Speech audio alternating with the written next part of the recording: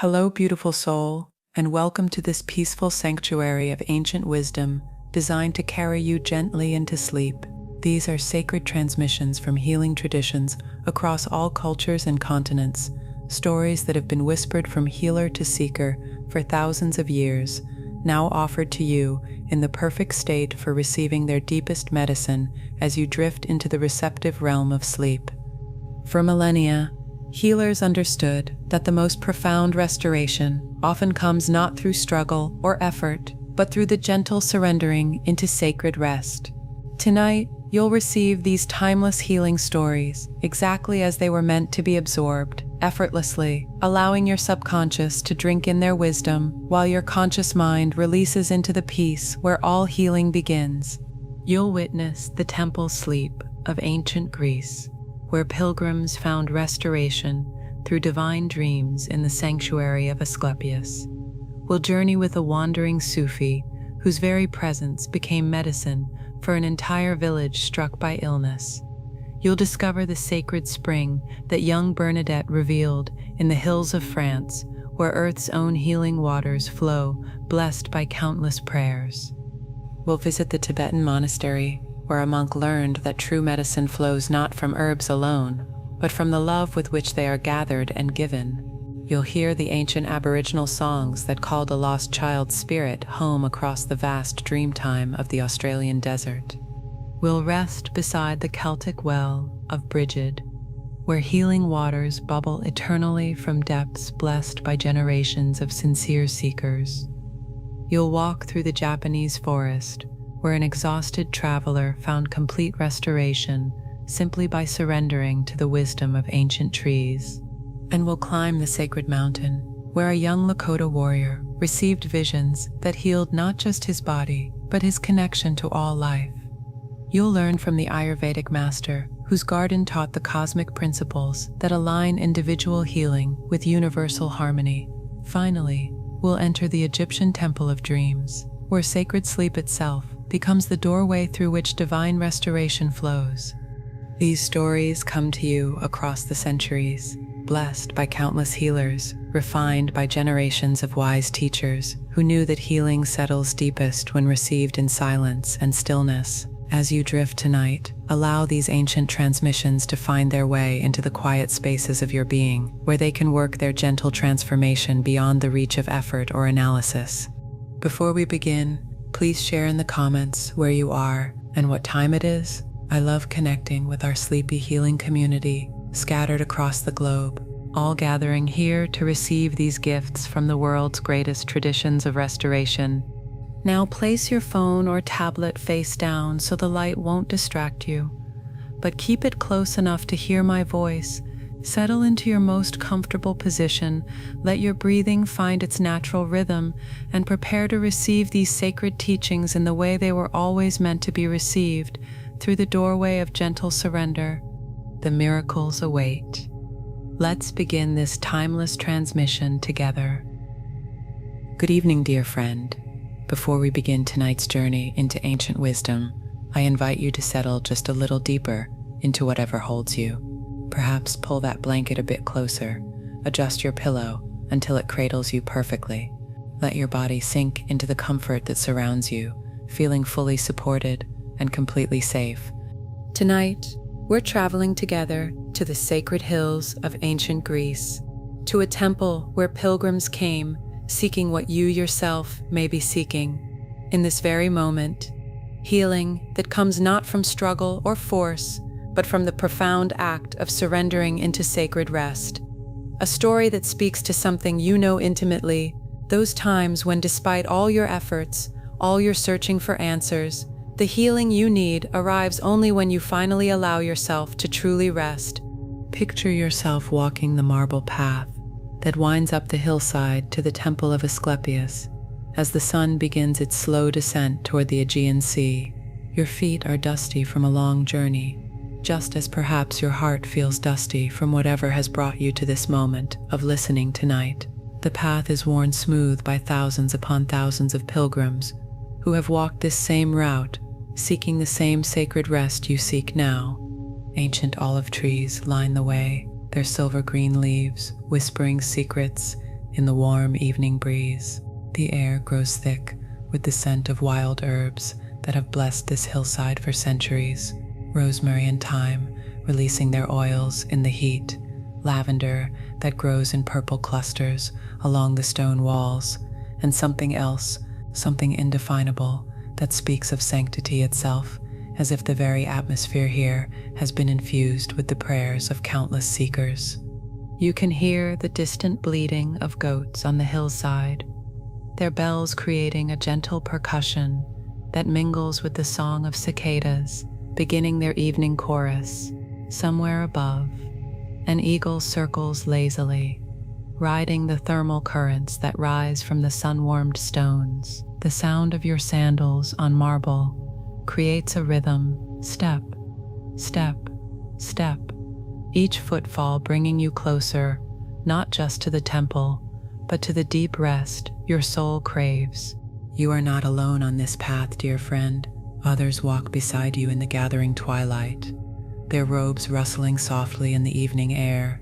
Pilgrims from distant lands who, like you, carry some burden they long to release. You can see it in their eyes, the same mixture of hope and weariness that perhaps you recognize in your own heart. Some lean on walking sticks, others carry small offerings wrapped in linen. A woman ahead of you clutches a small pottery vessel that catches the dying light, while behind you an old man moves slowly, his breath creating small puffs of vapor in the cooling air. But all of you share something profound, the intuitive knowing that true healing happens not in the harsh light of day, where we try so hard to fix ourselves, but in the gentle darkness, where we finally allow ourselves to be held. As you crest the hill, the temple of Asclepius reveals itself in the amber light of sunset. White marble columns rise like ancient trees toward a darkening sky, their surfaces still warm from the day's sun. The temple seems to glow from within, oil lamps already flickering in the windows like earthbound stars. Carved serpents wind around the columns, not threatening, but protective, symbols of the healing wisdom that sheds old skin to emerge renewed. The sound of water reaches your ears, multiple fountains singing in harmony, their voices blending with the evening breeze that moves through the temple's sacred groves. The scent of frankincense begins to mingle with the herbs. As temple attendants prepare the space for the night's sacred work, you can smell wood smoke too, from fires that will burn low through the hours of healing sleep, keeping the temperature just warm enough for comfort, just cool enough for deep rest.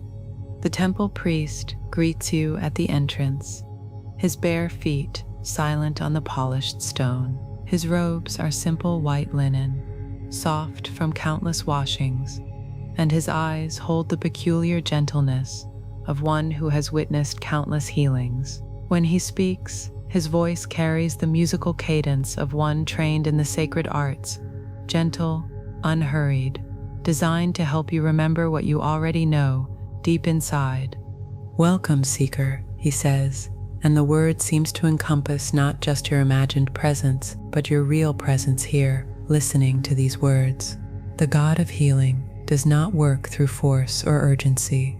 Asclepius comes to those who are brave enough to stop trying so hard, brave enough to trust that their healing lives in the space between sleep and waking, where the conscious mind finally steps aside. And perhaps, dear listener, this is exactly what you need to hear tonight, that whatever healing you seek, whether of body, heart, or spirit, it's not something you must chase or capture. It's something that finds you when you create the sacred space of rest. As you remove your dusty sandals at the threshold, feeling the cool smoothness of marble beneath your feet, you're led into the outer courtyard where a fountain bubbles with water from the sacred spring. The water catches the last rays of sunlight, creating tiny rainbows that dance and disappear like fleeting blessings. Other pilgrims are already beginning their purification, cupping the cool water in their hands, letting it flow over their travel-stained faces and tired hands. You bend to the fountain, and the water is somehow perfect, not too cold, not too warm, but exactly the temperature of comfort itself. As it flows over your skin, you feel the dust and weariness of your journey beginning to dissolve. The sound of the water is like liquid music, each bubble and splash adding to a symphony that seems designed to tune your very cells to a frequency of peace. The priest hands you a simple linen robe, soft and clean, smelling faintly of lavender from the cedar chests where temple garments are stored.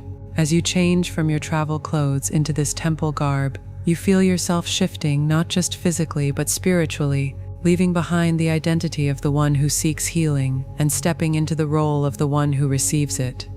You're led deeper into the temple complex, past smaller shrines, where oil lamps flicker before statues of Asclepius. The god is depicted not as a distant deity, but as a gentle healer, his face kind and knowing, one hand resting on the head of a sacred serpent, while the other holds a staff wound with healing herbs. Pilgrims have left offerings at his feet, small clay tablets inscribed with their ailments, flowers that fill the air with fragrance, and honey cakes that attract no flies here, as if even the insects understand the sanctity of this space.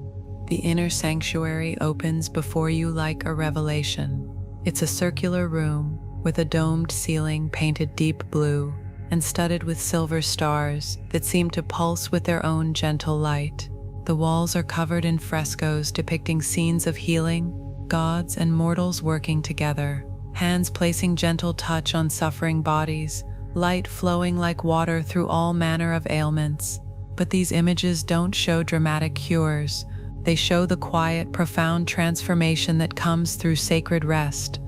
Small oil lamps are placed at precise intervals around the room, their flames steady and bright, casting dancing shadows that seem almost alive.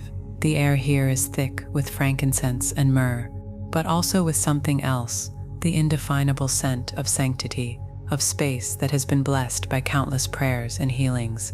You can almost taste the holiness in the air, sweet and clean and somehow familiar, as if your soul recognizes this place from ancient memory.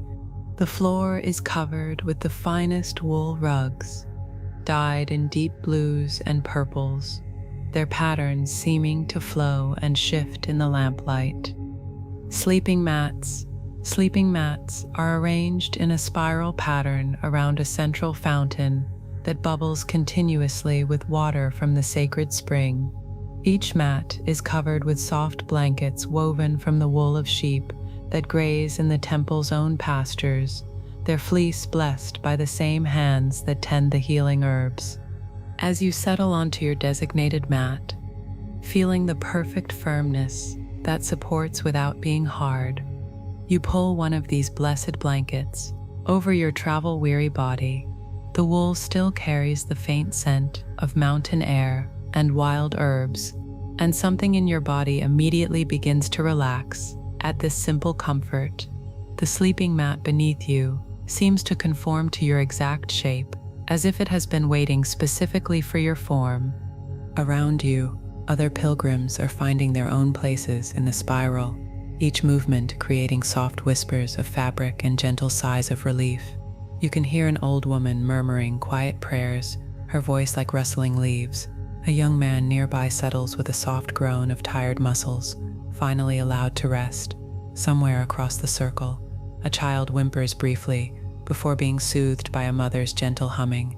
The fountain at the center continues its eternal song, but now you notice its complexity, the initial splash as water emerges from hidden springs, the musical tinkle as it cascades over carved stone, the deeper gurgle as it collects in the basin below. The sound creates layers upon layers of liquid harmony, designed by ancient engineers who understood that healing begins in the ears, travels to the heart, and settles in the bones.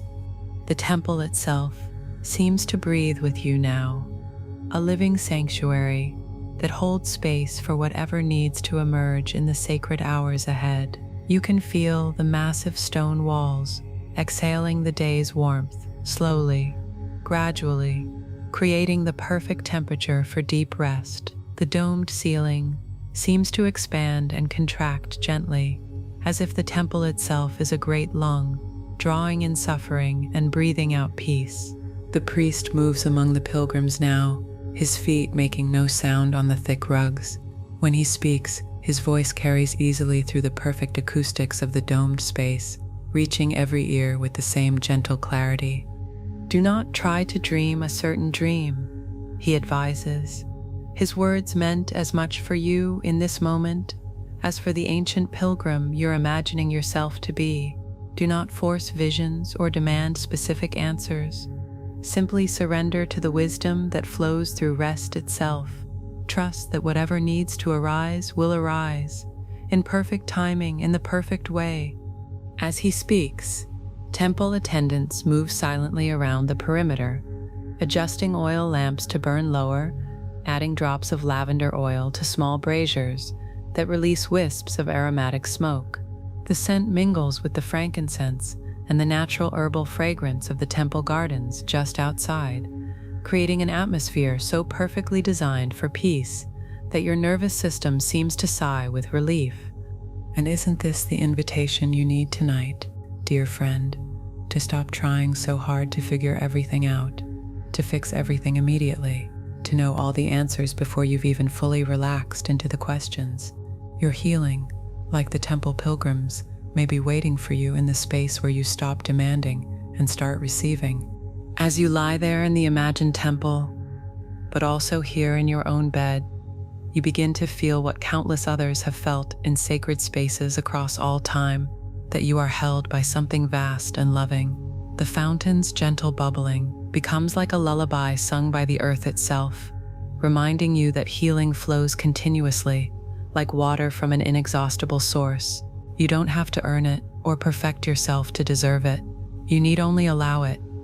The oil lamps flicker in their alcoves, creating a rhythm of light and shadow that matches your own breathing.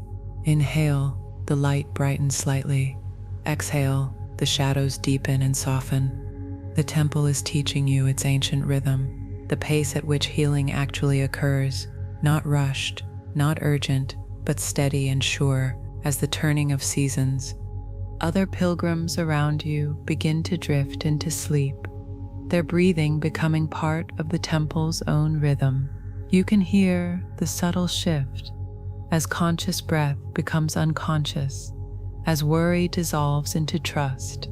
A sigh here, a gentle snore there, the rustle of someone turning over beneath their blanket, and you realize that your healing and their healing are not separate things.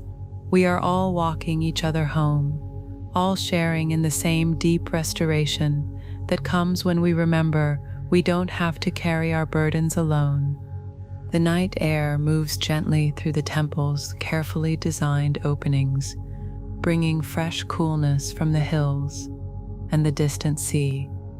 You can smell jasmine blooming in the temple gardens, its fragrance so sweet and pure, it seems to dissolve directly into your bloodstream, carrying peace to every cell. Somewhere in the distance, an owl calls, its voice ancient and wise, while closer by, you can hear the soft footsteps of the temple guards making their rounds, ensuring that nothing disturbs this sacred rest.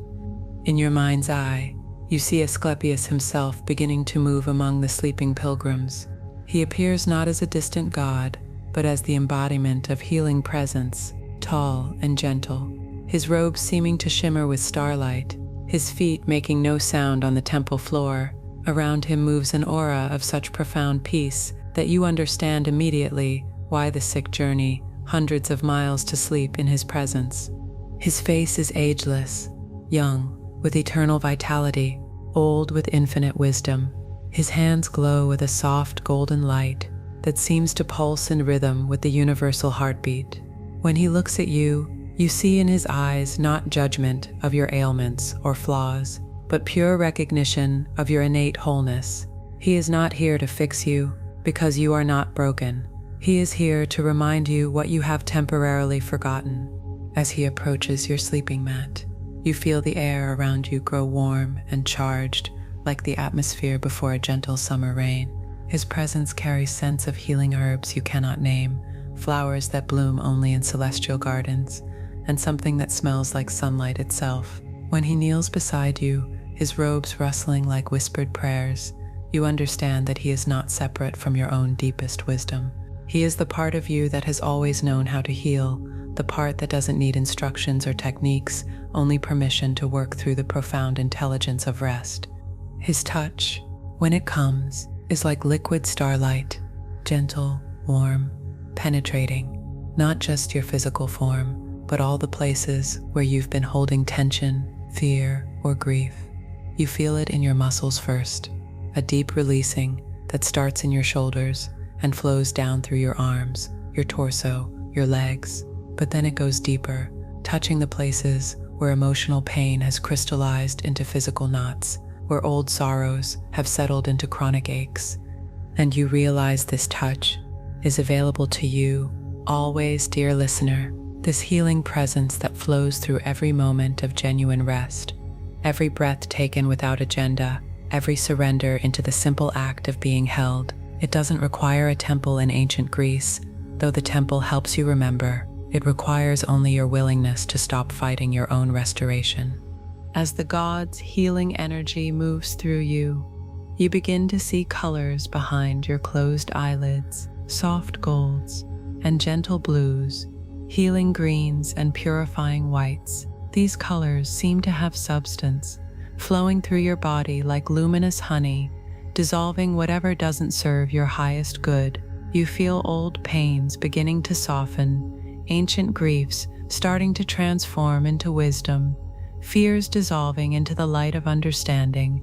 The fountain continues its eternal song, but now you hear it differently, not just as water flowing, but as the very voice of life itself, the sound that flows beneath all healing, all growth, all transformation. Its rhythm matches your heartbeat, which has slowed to the perfect pace of deep restoration. Your breathing has become so gentle, you're barely aware of it, yet each breath seems to draw in pure peace and release whatever needs to go. As the night deepens, dreams begin to flow, not the chaotic dreams of an overstimulated mind, but the clear, purposeful dreams that come when we've created sacred space for wisdom to emerge. You might dream of light flowing through your body like honey, golden and thick and healing. You might dream of ancestral healers placing their hands on your shoulders, passing down remedies that transcend the physical. You might dream of floating in warm, starlit water, feeling completely supported, completely safe. Or perhaps you dream of walking through gardens where every plant is a medicine, where the very air you breathe carries healing properties. In this dream garden, you meet other versions of yourself, the child who knew how to heal through play, the young adult who understood that laughter is medicine, the wise elder you're becoming who knows that peace itself is the greatest healer. But the most profound healing happens not in any specific dream, but in the space between dreams, the place where you rest so completely that your deepest intelligence can finally do its work without interference from worry or effort. This is where true miracles occur, dear friend, not through dramatic intervention, but through the simple, radical act of trusting your own innate wholeness. As dawn begins to touch the temple walls with fingers of rose and gold, you notice that something has shifted. The change is subtle. At first, a looseness in muscles that have been tight for months, a lightness in your chest where heaviness used to live, a clarity in your mind that hasn't been there for longer than you can remember. Not necessarily a dramatic cure, but something deeper, a remembering of your own capacity for wellness. The temple fills gradually with the soft light of sunrise, the oil lamps becoming less necessary as natural illumination flows through the high windows. The frescoes on the walls seem to come alive in this gentle light, the painted figures appearing to move and breathe, their faces radiating the same peace you feel settling into your own bones. Birds begin their morning chorus in the temple gardens. Larks and nightingales, whose songs seem designed specifically to ease the transition from sacred sleep to gentle waking. Their melodies weave through the sound of the fountain, creating a symphony of awakening that honors both the night's healing and the day's possibilities. The priest approaches as you begin to stir, and his first words are not, "Are you healed?" but "Do you feel how held you are?" His question goes to the heart of all healing, not whether symptoms have disappeared, but whether you've remembered your fundamental safety in the universe. Because this, you understand now, is the foundation of all healing, the remembering that you are not isolated, not broken beyond repair, not responsible for fixing yourself through will alone. As you sit up slowly on your sleeping mat, feeling the wonderful weight of a body that has truly rested, you notice how the morning light seems different somehow, more luminous, more alive. The air tastes sweeter, carrying flavors of honey and herbs, and something indefinable that speaks of new beginnings. Your senses seem more acute, as if healing sleep has polished the windows of perception. Other pilgrims are stirring around you, and you see in their faces the same quiet transformation you feel in your own being. Not necessarily miraculous cures, but something deeper, a restoration of trust in their own healing process, a remembering that they are supported by forces greater than their individual will. You understand now why the ancient Greeks built temples for sleep, because they knew what you're remembering tonight. That healing is not something we achieve, but something we allow, not something we produce through effort, but something that emerges when we finally stop blocking its natural flow. As you prepare to leave the temple, carrying with you not just a dream, but a renewed trust in your own healing process, you realize that this sacred space isn't something you're leaving behind. It travels with you. It is you, every time you choose rest over struggle, trust over control, presence over pressure. You are creating temple space for healing to unfold. Let this understanding settle into your bones now, dear listener. You don't need to travel to ancient Greece to access this healing sanctuary. It lives in every moment when you remember that you are allowed to rest, allowed to not know all the answers, allowed to trust that your deepest wellness is not something you must manufacture, but something you can simply receive. There's nothing you need to force, or fix, or figure out tonight. Your body knows how to heal, carrying within its cells the memory of perfect health. Your heart knows how to mend, having been designed for love and connection. Your spirit knows how to restore itself when given the gift of genuine rest, for it is made of the same energy that powers the stars and moves the tides. This is your temple sleep, this moment right now, where you allow yourself to be held by the same infinite love that has always been flowing toward your highest good. The God of healing is not separate from you. It is the deepest part of your own being, the part that never stopped knowing how to make you whole. As your body grows heavier with sleep, as your thoughts slow like incense dissolving into evening air, notice how effortlessly healing can flow when you stop trying so hard to direct it. Feel how the very mattress beneath you becomes an altar, how your pillow becomes a temple, how each breath becomes a prayer you don't need to compose. You can stop trying so hard now. You can let your hands rest from all their reaching. You can trust that whatever healing is yours to receive will come not through your effort, but through your willingness to create sacred space for rest. Like the pilgrims in that ancient temple, you need only sleep, and in sleeping, remember that you are already held. All is well, all has always been well, and you, like every seeker who has ever found healing in sacred sleep, are already whole. Good evening, dear friend.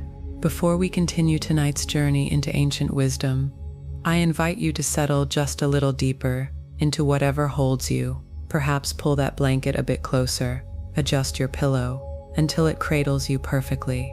Let your body sink into the comfort that surrounds you, feeling fully supported and completely safe. The Sufis' healing touch. Tonight, we're traveling together to a dusty village on the ancient Silk Road, where caravans once carried precious cargo between distant worlds, and where a wandering mystic taught what you yourself may be discovering in this very moment, that sometimes the most profound healing comes not from what we do, but from who we choose to become. A story that speaks to something you know intimately, those moments when you've experienced how your own presence, when filled with genuine love, becomes medicine for others, and how the love you offer somehow heals your own heart in return. Picture yourself in the amber light of late afternoon, standing at the edge of a small trading village, nestled between rolling hills of golden sand and scattered date palms.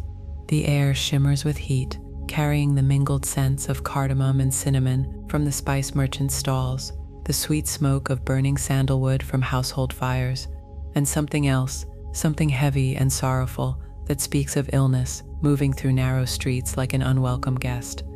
This is Qadirabad, a village that has known prosperity from the merchant caravans, but now knows suffering. A fever has swept through the settlement like desert wind, leaving children listless in their mother's arms and strong men bent double with weakness. The local physicians have exhausted their remedies, feverfew and willow bark, cooling cloths and prayers offered in the small mosque, whose blue-tiled minaret catches the dying light. The dusty streets that once bustled with traders now echo with the sound of worried footsteps and hushed conversations. Women move between houses, carrying clay vessels of water drawn from the village well, their colorful veils muted in the golden dust that coats everything. Men sit in the shade of mud brick walls, their usual animated discussions replaced by concerned whispers about sons and daughters, wives and elders who burn with fever that no medicine seems to touch. And perhaps, dear listener, you know something of this kind of helplessness, those times when your own remedies seem insufficient, when the healing you long to offer feels too small for the suffering you witness, when you wish your love could be more than love, your presence more than presence, not knowing that sometimes these simple offerings are exactly the medicine the world needs. As the call to evening prayer floats across the village from the minaret, its haunting beauty a balm to worried hearts, you notice a figure approaching on the road from the west. At first, he appears as merely another traveler, a lone man walking steadily through the gathering dusk, his simple brown robe dusty from the road, a small bundle of possessions slung across his shoulder. But as he draws closer, you begin to sense something different about this stranger. His walk has a quality you recognize from your own moments of deep peace, unhurried but purposeful, as if he carries within himself a stillness so profound that it affects the very air around him. Desert birds that usually flee from approaching footsteps continue their evening songs. Even the village dogs, normally quick to bark at strangers, simply watch his approach with calm interest. This is Hazrat Miranji. Though the villagers do not yet know his name, he is what the Sufis call a qalandar, a wandering mystic who has polished his heart until it has become a clear mirror for divine love. His face, weathered by sun and wind, but somehow ageless, carries the particular radiance that comes to those who have learned to see God in everything and everyone they encounter. As he enters the village, the scent seems to change around him, the heavy air of sickness giving way to something cleaner, like the smell of rain approaching across the desert. Children who have been too ill to play pause in their lethargy to watch him pass. Mothers find themselves stepping out of their doorways, not knowing why, just feeling drawn to witness this stranger's gentle progress through their suffering streets.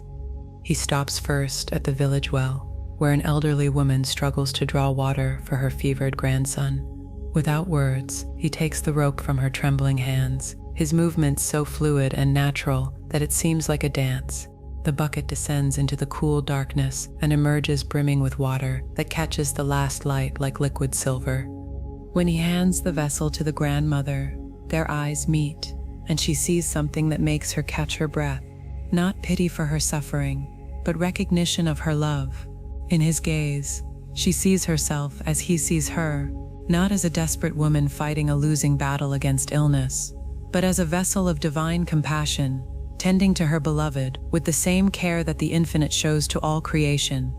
And perhaps, dear friend, this is the healing you need to receive tonight, to see yourself as you truly are, not broken or inadequate, not fighting alone against overwhelming challenges, but as a living expression of love, doing its sacred work in the world. Sometimes the deepest healing comes from being truly seen, truly recognized for the miracle you already are.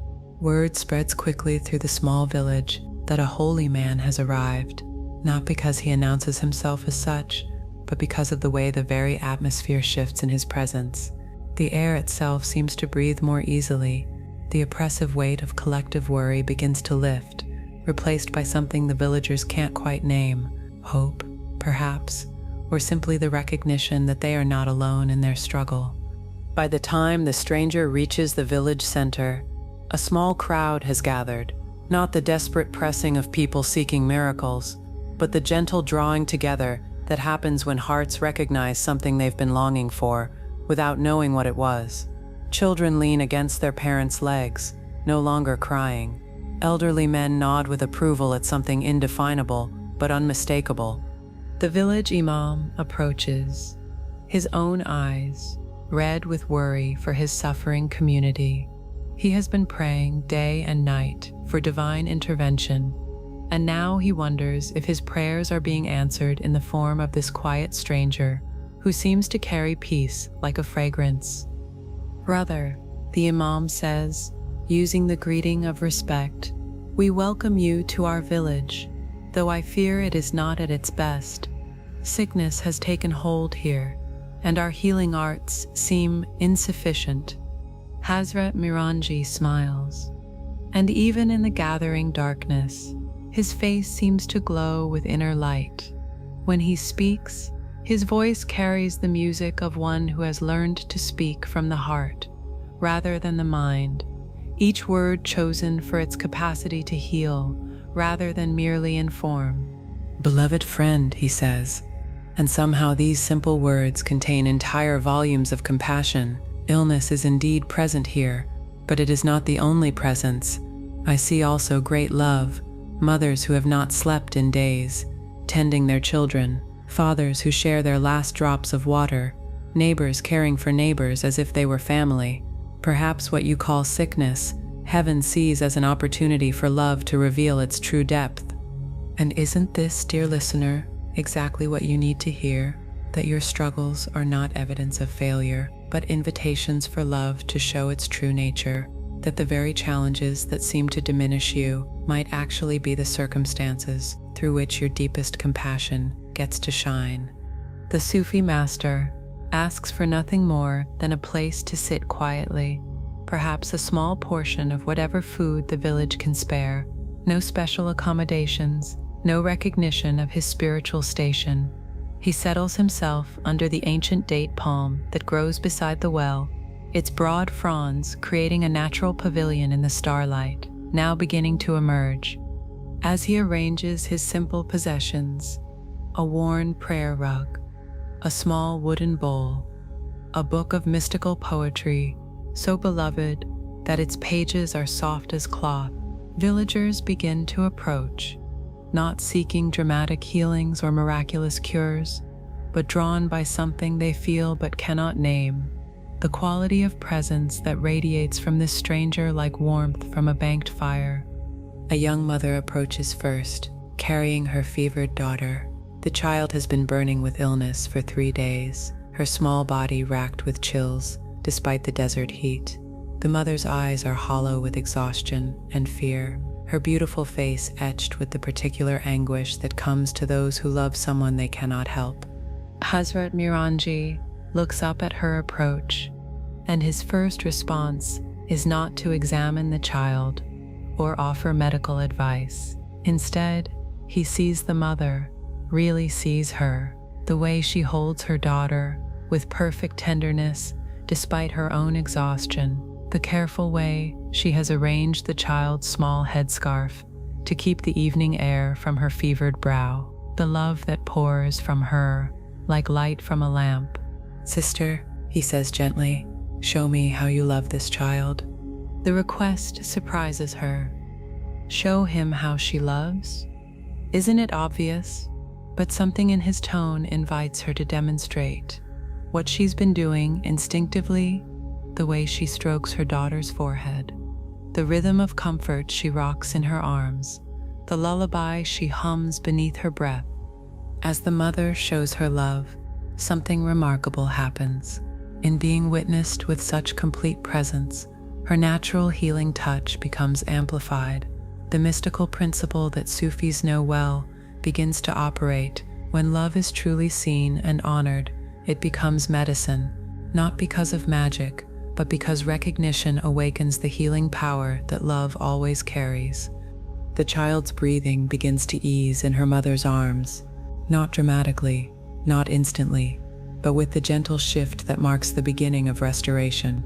The mother feels it immediately, the subtle relaxation in her daughter's body, the slight cooling of the fevered skin.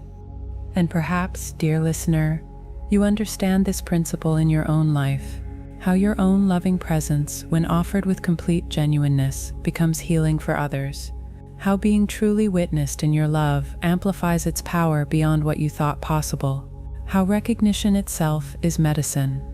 One by one, other villagers approach the space under the date palm.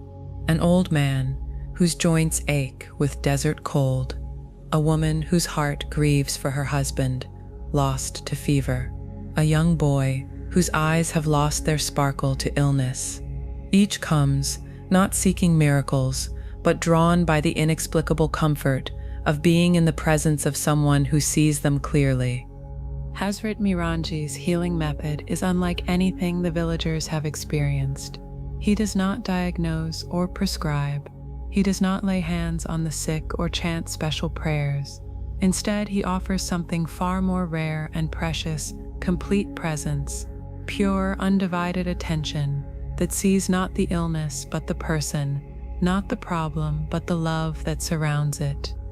To the old man with aching joints, he says, "Show me how you have served this community." As the elder speaks of his years caring for the village animals, building walls, teaching children, something shifts in his posture.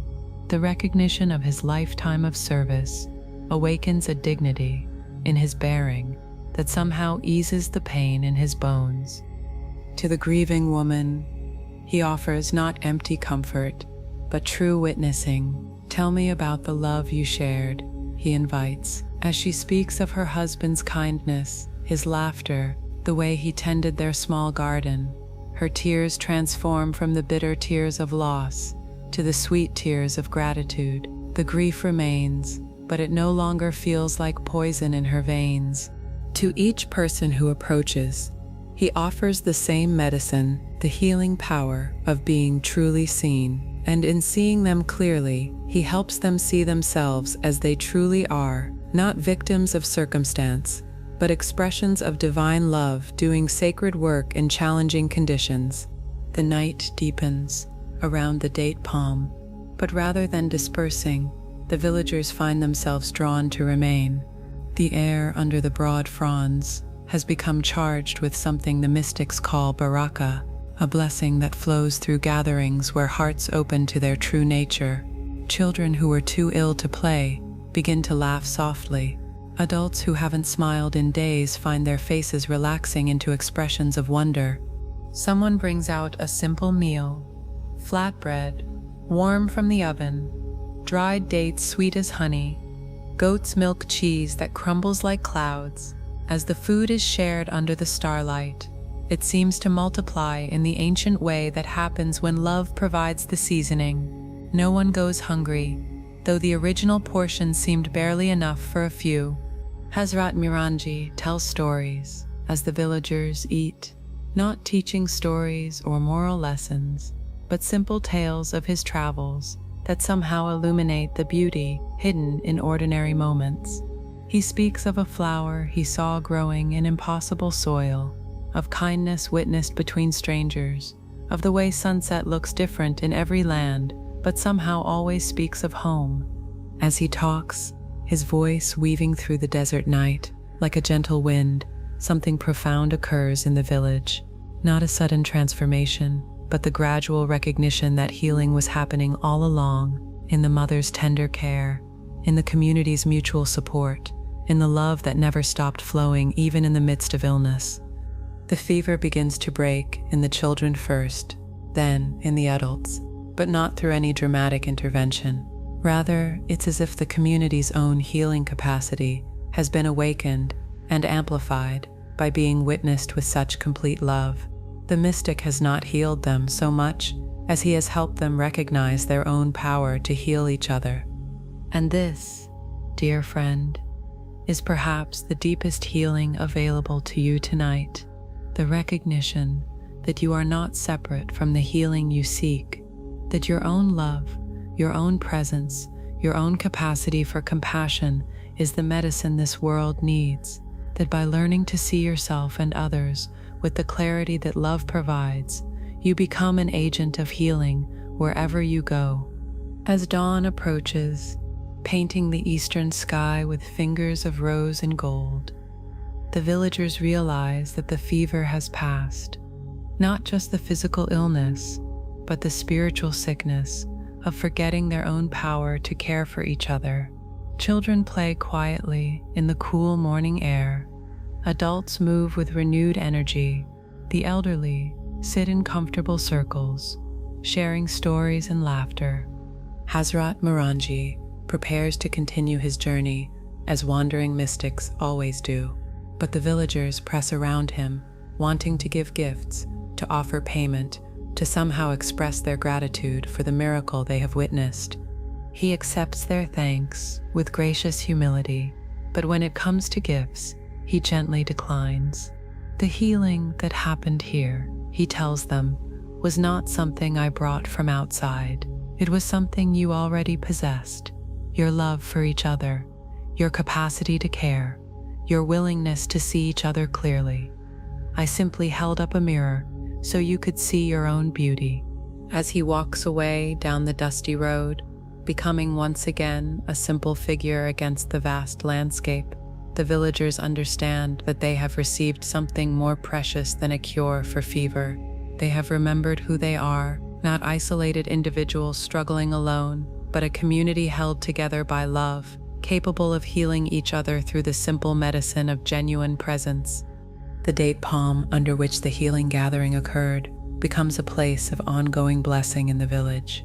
Travelers are always welcome to rest in its shade. Children play there in the cool of evening. Adults gather to share concerns and celebrations, remembering what they learned in that one luminous night, that healing happens not through special powers or miraculous interventions, but through the alchemy of love, recognizing itself in another.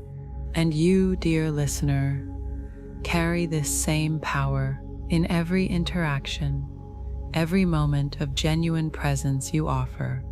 Every time you see another person clearly and with love, you become like the Sufi master, a healing presence in a world that often forgets its own capacity for restoration. Let this understanding settle into your bones now. You don't need to wander the desert roads or achieve mystical states to access this healing power. It lives in every moment when you choose to see with love rather than judgment, to offer presence rather than solutions, to recognize the divine spark that shines in every heart you encounter. There's nothing special you need to become, no powers you need to develop. You already are what the world needs, a conscious being capable of love, presence, and recognition. Your willingness to see others clearly, to witness their love and struggle with compassion, becomes medicine in ways you may never fully know. This is your sacred calling, available in every moment, to be present with such completeness that your very being becomes a blessing. Like the mystic under the date palm, you need offer nothing more than your authentic self, polished by love, until it becomes a clear mirror for the divine nature that lives in everyone you meet. As your body grows heavier with sleep, as your thoughts slow like sand settling after a desert wind, notice how effortlessly you can become this healing presence.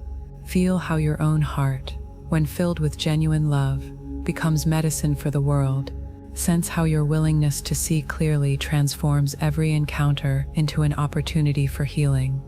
You can rest now in the knowledge that you are not separate from the healing this world needs. You are the healing, expressing itself through your unique form, your particular love, your specific way of seeing and caring.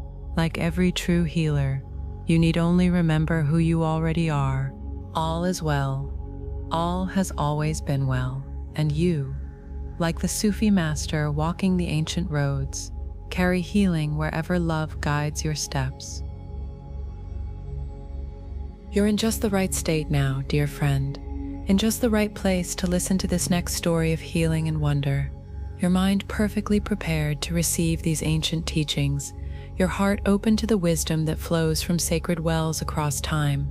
This is just the right story for you now, arriving at exactly the moment when you most need to remember the healing power that flows through the earth itself when blessed by countless generations of prayer and love. The story of the Celtic well of Brigid. Tonight, we're traveling together to the Emerald Hills of ancient Ireland, where mist rises from sacred wells and the boundary between the seen and unseen world grows thin as spider's silk.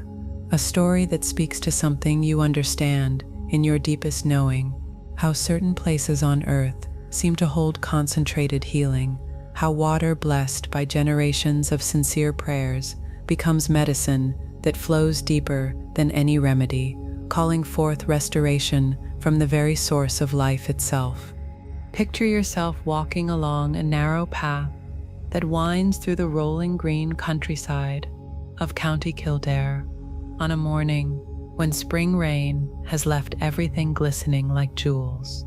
The air carries the scent of wet earth and blooming hawthorn, of wood smoke rising from cottage chimneys, and something else, something indefinable that speaks of ancient sanctity, as if the land itself remembers when the old gods walked openly among the people, and every stream held the possibility of miracle.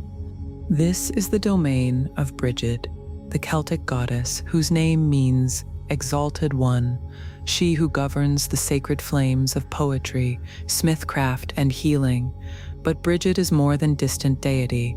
She is the spirit that flows through every act of creation, every moment of inspiration, every healing touch offered with genuine love. In this landscape, her presence feels as natural as the morning mist, as essential as the springs that bubble up from hidden depths to bless the surface world with their constant gift of pure water. You are following Miran, a woman whose weathered hands know the old ways of healing, whose gray hair catches the filtered sunlight like silver threads woven through storm clouds. She carries herself with the particular grace of one who has learned to listen to voices that speak in whispers, the voice of wind through sacred groves, the voice of water flowing over blessed stones, the voice of the earth itself sharing its secrets with those patient enough to receive them. Her woven cloak bears the colors of the Irish landscape, deep greens and earthy browns, with threads of blue like the lakes that dot these ancient hills. Around her neck hangs a small pendant of Brigid's cross, woven from rushes gathered at the sacred well during the festival of Imbolc, when the goddess returns to wake the sleeping earth from winter's long dream. The morning air carries the sound of larks singing their liquid songs, sheep calling across the meadows, and underneath it all, the constant whisper of moving water, streams and brooks and hidden springs, creating a symphony of fluid music that seems to flow through the very heart of the land. But you are walking toward a sound more specific, the gentle bubbling of water that has been rising from the earth in this exact spot for longer than human memory can reach. And perhaps, dear listener, You recognize this pull toward sacred waters, those moments in your own life when you've been drawn to places where healing seems to flow more freely, a particular garden, a quiet room, a stretch of shoreline where something in your spirit automatically relaxes, recognizing sanctuary. As you crest a small hill, covered in ancient oak trees, whose branches form a natural cathedral overhead, you see it, the Well of Brigid, nestled in a grove that feels older than the surrounding countryside, as if this pocket of earth exists in a different time altogether. The well itself appears as a natural spring, clear water bubbling up from unknown depths through a circular stone basin, worn smooth by countless hands, countless prayers, countless moments of desperate hope, meeting inexplicable grace. But what strikes you most profoundly is the sense of presence that surrounds this place, not emptiness waiting to be filled, but fullness so complete it seems to hum with its own frequency. The very air feels different here, thicker, somehow, charged with an energy that makes your skin tingle and your heart slow to a deeper, more peaceful rhythm. Around the well's stone rim, offerings left by countless pilgrims create a colorful tapestry of faith. Strips of cloth torn from clothing and tied to the overhanging branches flutter like prayer flags in the gentle breeze, red and blue and white and green, each piece carrying someone's petition for healing, someone's gratitude for prayers answered, someone's hope that the sacred waters might wash away what needs to go and restore what needs to return. The ground around the spring is soft with moss that glows bright green in the filtered light, cushioning the knees of those who come to drink or bathe in the holy water. Wildflowers grow in profusion here, despite the season, early primroses and wood anemones, bluebells that carpet the grove floor like fallen pieces of sky, and everywhere the white flowers of hawthorn, sacred to Brigid, releasing their sweet fragrance into the sanctified air. Muren approaches the well with the reverent attention of one who knows she stands on ground made sacred by the tears and prayers of countless generations. She removes her worn leather shoes, feeling the blessed earth directly beneath her feet, connecting herself to the same source that feeds the spring itself. When she speaks, her voice carries the musical cadence of one whose ancestors have been making prayers at this well for 1,000 years or more. "Sacred Brigid," she whispers, her words seeming to join the constant murmur of flowing water. "Bright flame of healing, sweet mother of the sacred springs, we come to your well not as strangers seeking magic, but as children returning home to the source that has always blessed us with life itself." And isn't this the recognition you need, dear friend? That healing is not something foreign you must acquire from outside yourself, but something you can return to, a source that has always been there, waiting with infinite patience for you to remember your way back to its blessing waters. As Muren kneels beside the stone rim, you notice how the water catches and reflects the light, filtering through the oak leaves overhead, creating patterns that seem to dance with their own intelligence. The spring bubbles steadily, neither rushing nor still, maintaining the perfect flow that speaks of inexhaustible source, of generosity that never diminishes no matter how many come to drink from its abundance. She cups her hands and draws up water, so clear it seems to be made of liquid light itself. But before drinking, she pauses to really see what she holds, not just H2O, but water that has traveled from the deepest places of earth to offer itself for healing. Water that has been blessed by every sincere prayer offered at this well, every heart that has opened in genuine need, every spirit that has recognized the sacred flowing through the simple elements of creation. When she drinks, her expression shifts into something that speaks of deep satisfaction, not just physical but spiritual.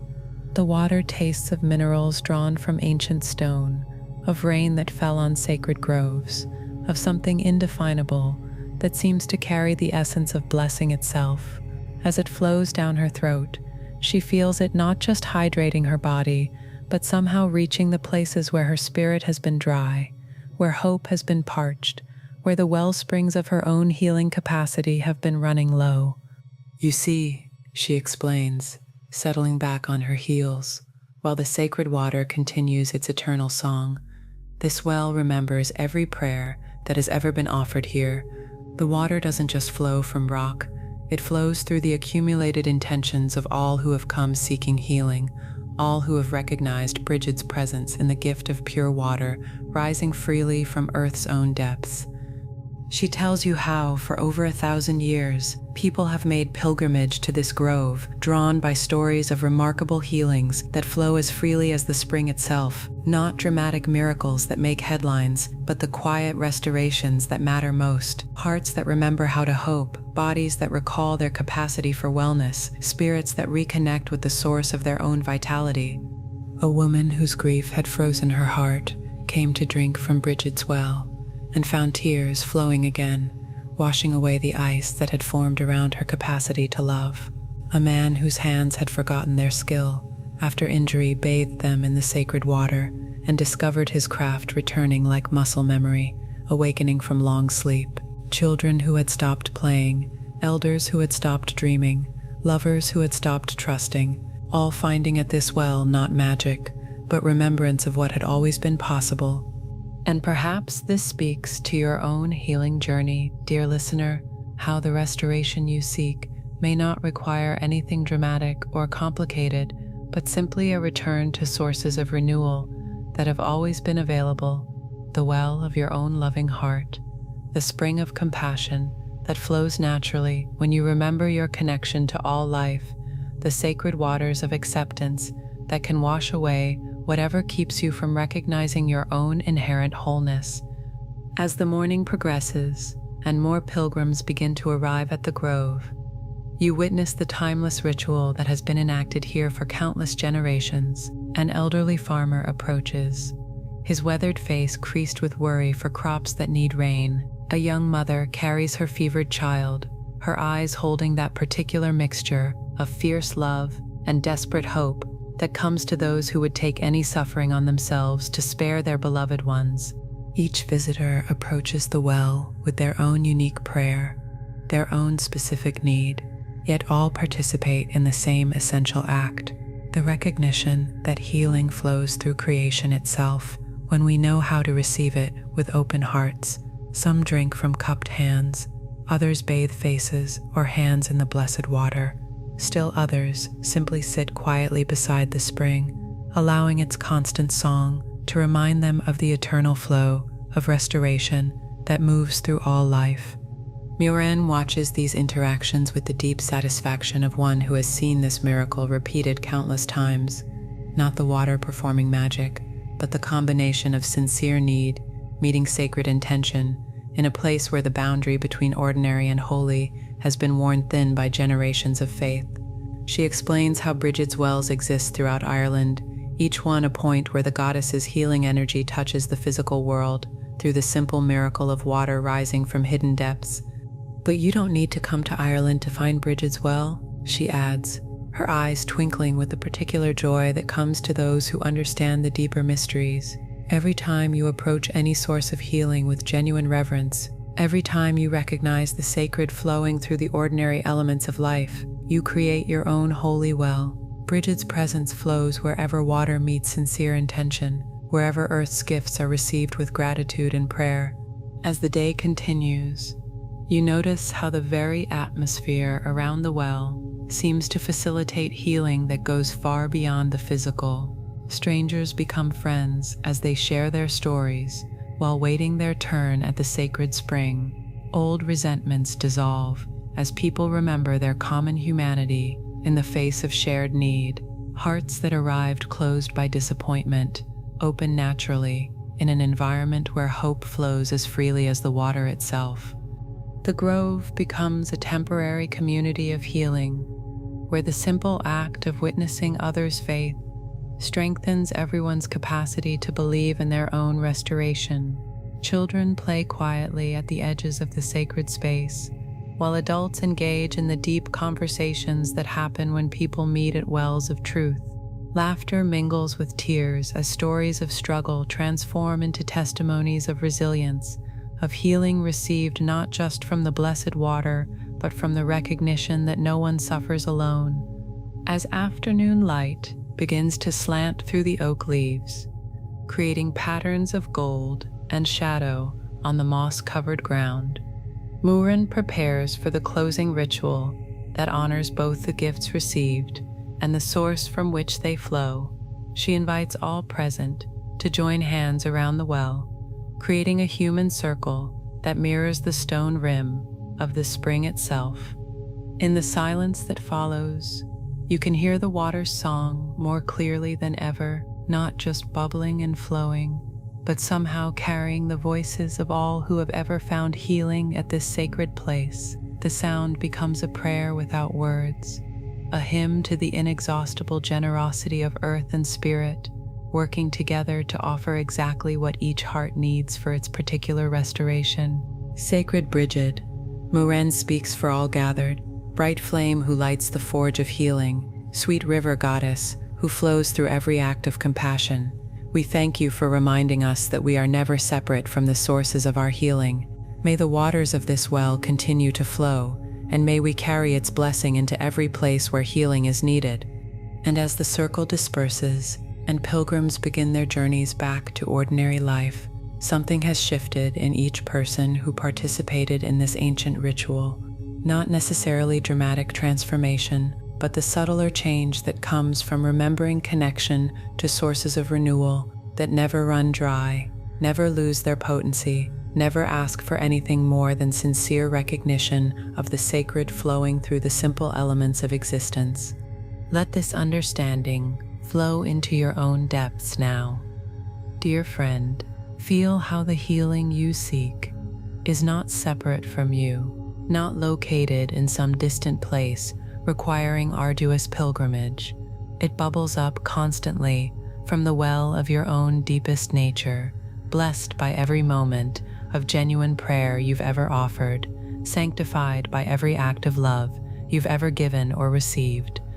The water of Brigid's well flows through every tear of gratitude, every drop of compassion, every moment when you recognize the sacred moving through the ordinary circumstances of your life. You carry this healing spring within yourself, fed by sources deeper than any surface trouble, more reliable than any external remedy. There's nothing you need to acquire or achieve to access this blessed water. It rises naturally when you approach your own healing with the same reverence the pilgrims brought to Brigid's Grove. Every time you drink water with awareness of its miracle, every time you offer yourself the medicine of genuine rest, every time you remember that you are held by forces larger and more loving than your individual struggle, you drink from the sacred well. As your body grows heavier with sleep, as your thoughts slow like water, settling into perfect stillness, feel yourself resting beside your own holy spring. The water is clear and constant, carrying the prayers of everyone who has ever loved you, blessed by every moment of your own sincere seeking, sanctified by the simple fact that you exist as part of creation's endless offering of healing and renewal. You can drink freely from this source whenever you remember it flows within you. You can bathe in its blessing waters, washing away whatever weighs heavily on your spirit. You can trust that, like Brigid's well in the ancient grove, your own capacity for healing never runs dry, never loses its power to restore and renew. All is well. The sacred springs flow eternal, and you are forever connected to the source that blesses all life with the simple miracle of existence itself. All is well. All is well. All has always been well. Rest now in these healing waters, knowing that when you wake, you carry their blessing wherever love guides your steps. All is well. All is well. And you, like every pilgrim who has ever found restoration at sacred wells, are held in the endless flow of grace that never stops moving toward your highest good. All is well. All is well. All is well. You're resting in exactly the perfect depth now, dear friend, that sacred space where healing wisdom flows most freely into the depths of your being. As we continue these timeless stories of miracles and restoration, feel how the ancient knowledge of healers across all cultures is gently settling into your unconscious mind, where it can work its quiet magic while you simply drift deeper into peace. The story of the Medicine Buddha's Gardens.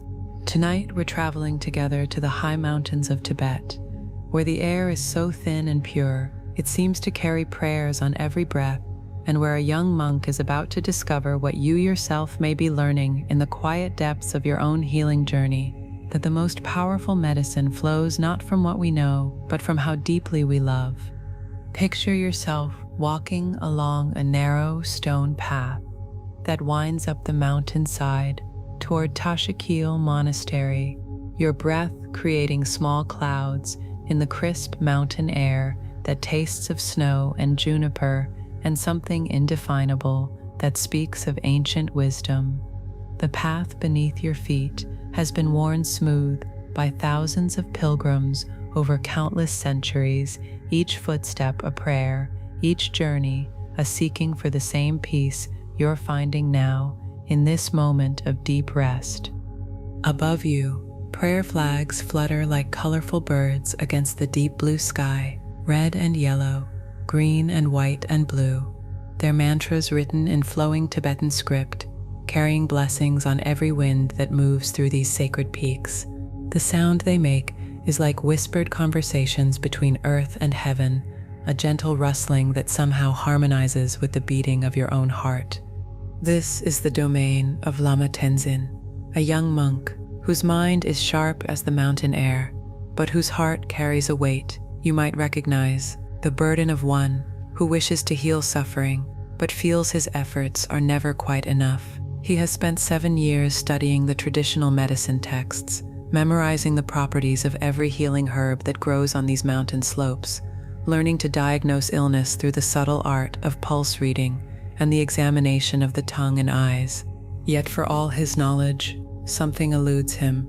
Patients come to the monastery seeking healing, and while some recover under his care, others do not respond to even his most carefully prepared remedies. He begins each day before dawn in the herb garden that terraces down the mountainside, gathering the precious plants that grow only at this altitude, snow lotus that blooms for just a few days each year, cordyceps that emerges from the earth like tiny antlers, rhodiola whose roots glow golden when the light hits them just right. The garden itself is a miracle of cultivation. At 14,000 feet above the sea, each terraced level catches the brief mountain sunlight, protected by stone walls that retain just enough warmth for the delicate medicines to flourish. The air here carries the concentrated essence of hundreds of healing plants, the sharp bite of artemisia, the sweet complexity of saffron crocuses, the earthy depth of rhubarb roots that have grown for decades in the thin soil. Tenzin moves through these terraces each morning like a meditation in motion, his maroon robes rustling softly as he bends to examine each plant with the attention his teachers have trained him to bring to everything. His hands, already stained green from years of preparing tinctures and grinding herbs, touch each leaf and stem with reverence, knowing that these simple plants carry within their cells the power to ease pain, reduce fever, calm anxiety, restore strength to the weary. And perhaps, dear listener, you understand something of his dedication, those times when you've given everything you know how to give, applied every skill you've learned, yet still feel that your efforts fall short of the healing you long to offer. When love feels insufficient in the face of suffering, when knowledge seems too small for the vastness of need. On this particular morning, as autumn begins to paint the high valleys with gold and crimson, Tenzin notices something troubling in the garden. Despite his careful tending, many of the most important medicinal plants appear to be withering. The precious snow lotus buds remain tightly closed, though their season has arrived. The cordyceps that should be emerging from the earth are nowhere to be found. Even the hardy juniper bushes, which have thrived in this location for generations, show signs of mysterious decline. He increases his efforts, working longer hours, adjusting the irrigation channels that bring glacier melt to the terraces, adding carefully composted yak dung to enrich the soil. But the more frantically he works, the more the garden seems to withdraw its cooperation.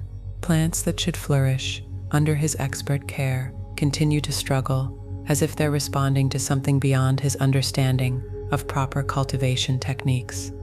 Confused and increasingly desperate, Tenzin seeks guidance from his teacher, the ancient Lama Norbu, whose eyes hold the particular clarity that comes to those who have spent decades in meditation on the nature of suffering and its relief. The old monk listens to his students' distress with the patient attention that has made him legendary among the healing lamas of Tibet. "Ah, my young friend," Lama Norbu says, his voice carrying the warmth of someone who has walked this same path of discovery. "You have learned much about the science of healing, but perhaps it is time to understand its heart. Come, let me show you something."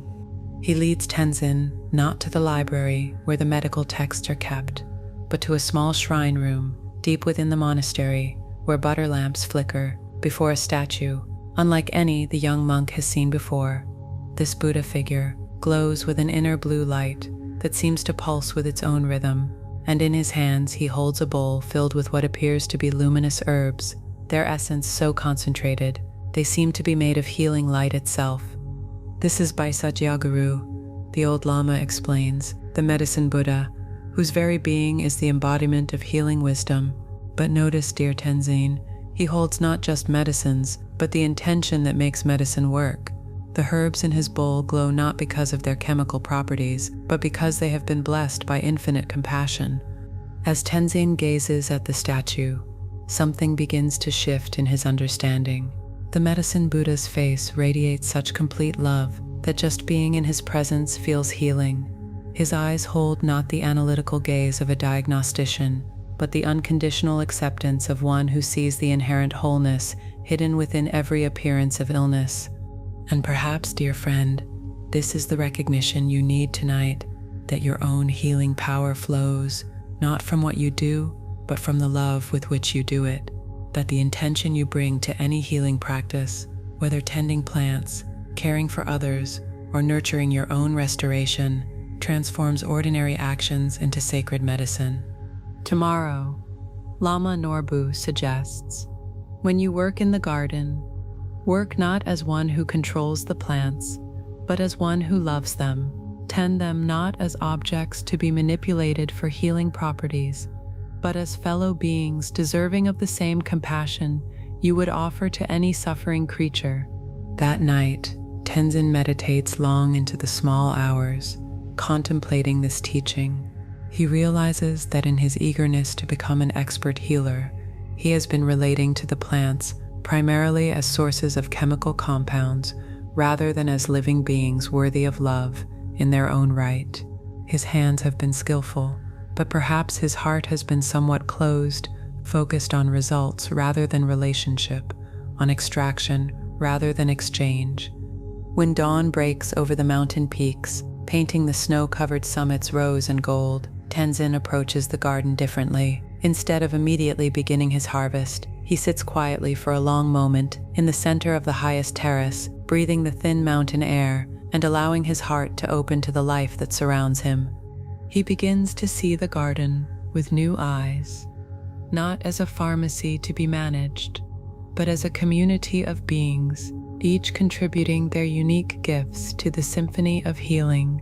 The struggling snow lotus is not simply failing to produce medicine, but expressing its own form of wisdom about patience and timing. The missing cordyceps are not absent, but perhaps teaching something about the mysterious cycles of emergence and withdrawal that govern all life. When he finally begins to work, his movements carry a different quality, slower, more reverent, infused with the kind of attention you might bring to blessing a beloved friend. As he touches each plant, he silently offers gratitude for its willingness to transform sunlight and soil into medicine. He whispers prayers, not for the plants to produce what he wants, but for his own capacity to serve their highest good. The change in the garden's response is not immediate, but it is unmistakable. Over the following days, as Tenzin continues to tend the terraces with this new quality of loving attention, the plants begin to respond, not because he has changed his techniques, but because he has changed his relationship to the work itself. The snow lotus buds, sensing perhaps the shift in the energy that surrounds them, begin to open into blossoms of such pristine beauty that even the experienced monk catches his breath. The cordyceps emerge from the earth like tiny treasures offered by the mountain itself. Plants that were withering begin to show new growth, their leaves turning vibrant green, as if they're responding to being truly seen and appreciated, rather than merely harvested. But the deepest transformation occurs in Tenzin himself, as he learns to approach the garden with love rather than need, with relationship rather than extraction. He discovers that his own presence becomes medicine. Patients who come to the monastery begin to report not just improvement from the herbal remedies he prepares, but healing from simply being in his presence while he works. And isn't this the wisdom you're receiving tonight, dear listener? That your own healing presence flows not from what you know or do, but from the love you bring to every interaction. That when you tend your own healing, whether through rest, meditation, medicine, or simple self-care, the intention you carry transforms ordinary actions into sacred practice. One morning, as the first snows of winter begin to dust the high peaks, Tenzin experiences what the mystics call a moment of perfect clarity. Working quietly in the garden, as the sun rises, blessing each plant with genuine affection, he suddenly sees the medicine Buddha not as a distant figure in a shrine room, but as the very essence of the healing intelligence that flows through all life. He understands now that every plant in the garden is an expression of this healing wisdom, that the juniper's antibacterial properties flow from the same source as its generous spirit, that the rhodiola's ability to strengthen the body is inseparable from its willingness to grow in impossible conditions, that the snow lotus's power to cool inflammation comes from the same source as its pristine beauty. More profoundly, he realizes that he himself is not separate from this healing intelligence, that his hands, when moved by love, become instruments of the same wisdom that guides plants to know exactly which compounds to produce for healing, that his heart, when open to genuine care for the well-being of others, becomes a direct channel for the medicine Buddha's infinite compassion. The garden becomes his temple now, each day's work a meditation on the unity between love and healing. He learns to listen to the plants themselves, allowing them to teach him not just their properties, but their preferences, which songs they respond to as he works among them, which prayers seem to make them glow with vitality, which quality of attention helps them offer their gifts most freely. When patients come seeking healing, Tenzin's approach transforms completely. Rather than simply diagnosing their ailments and prescribing remedies, he first takes time to see them, really see them, the way he has learned to see the plants.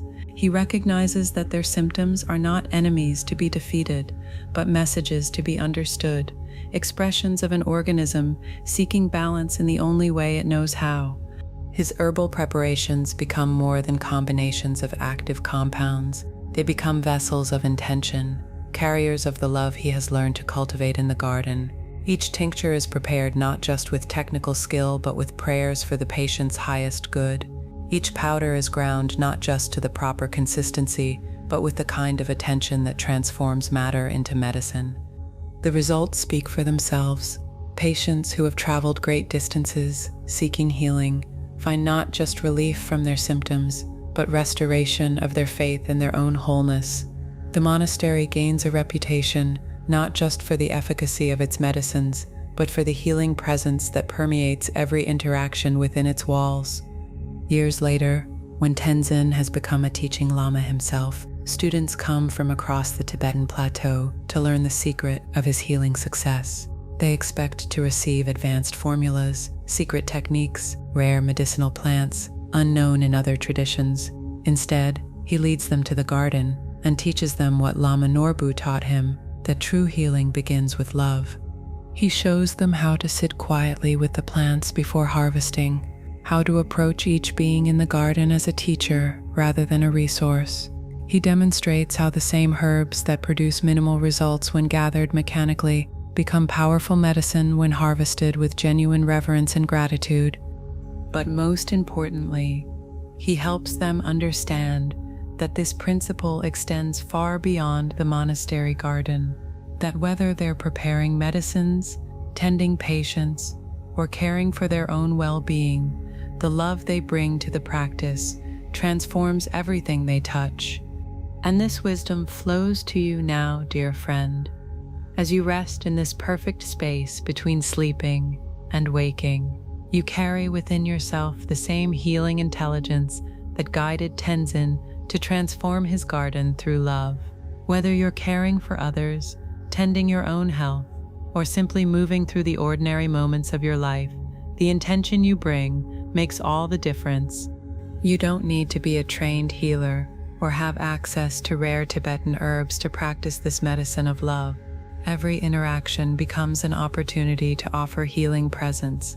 Every moment of genuine care becomes a prayer that transforms both giver and receiver. Every breath taken with awareness of your connection to all life becomes medicine flowing through the vast web that connects all beings.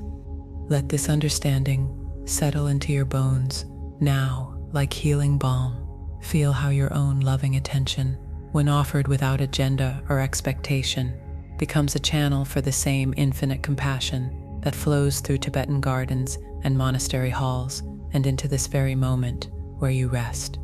There's nothing you need to achieve or become to access this healing power.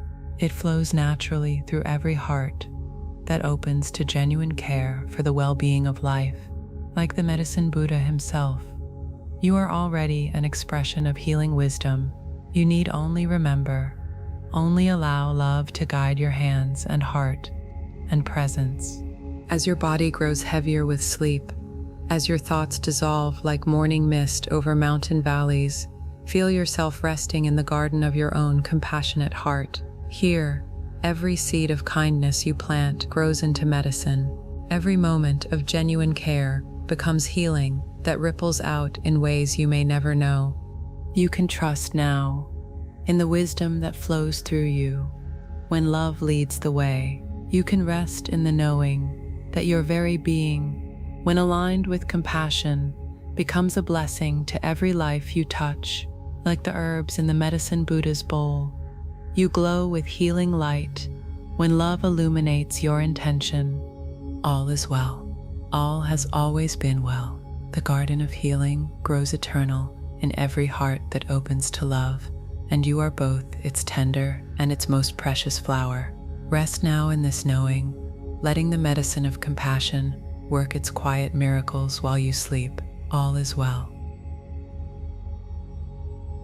You're in such a good place now, dear friend, for your mind to absorb these ancient stories of healing and miracles, storing them deep in the places where they can do the most good.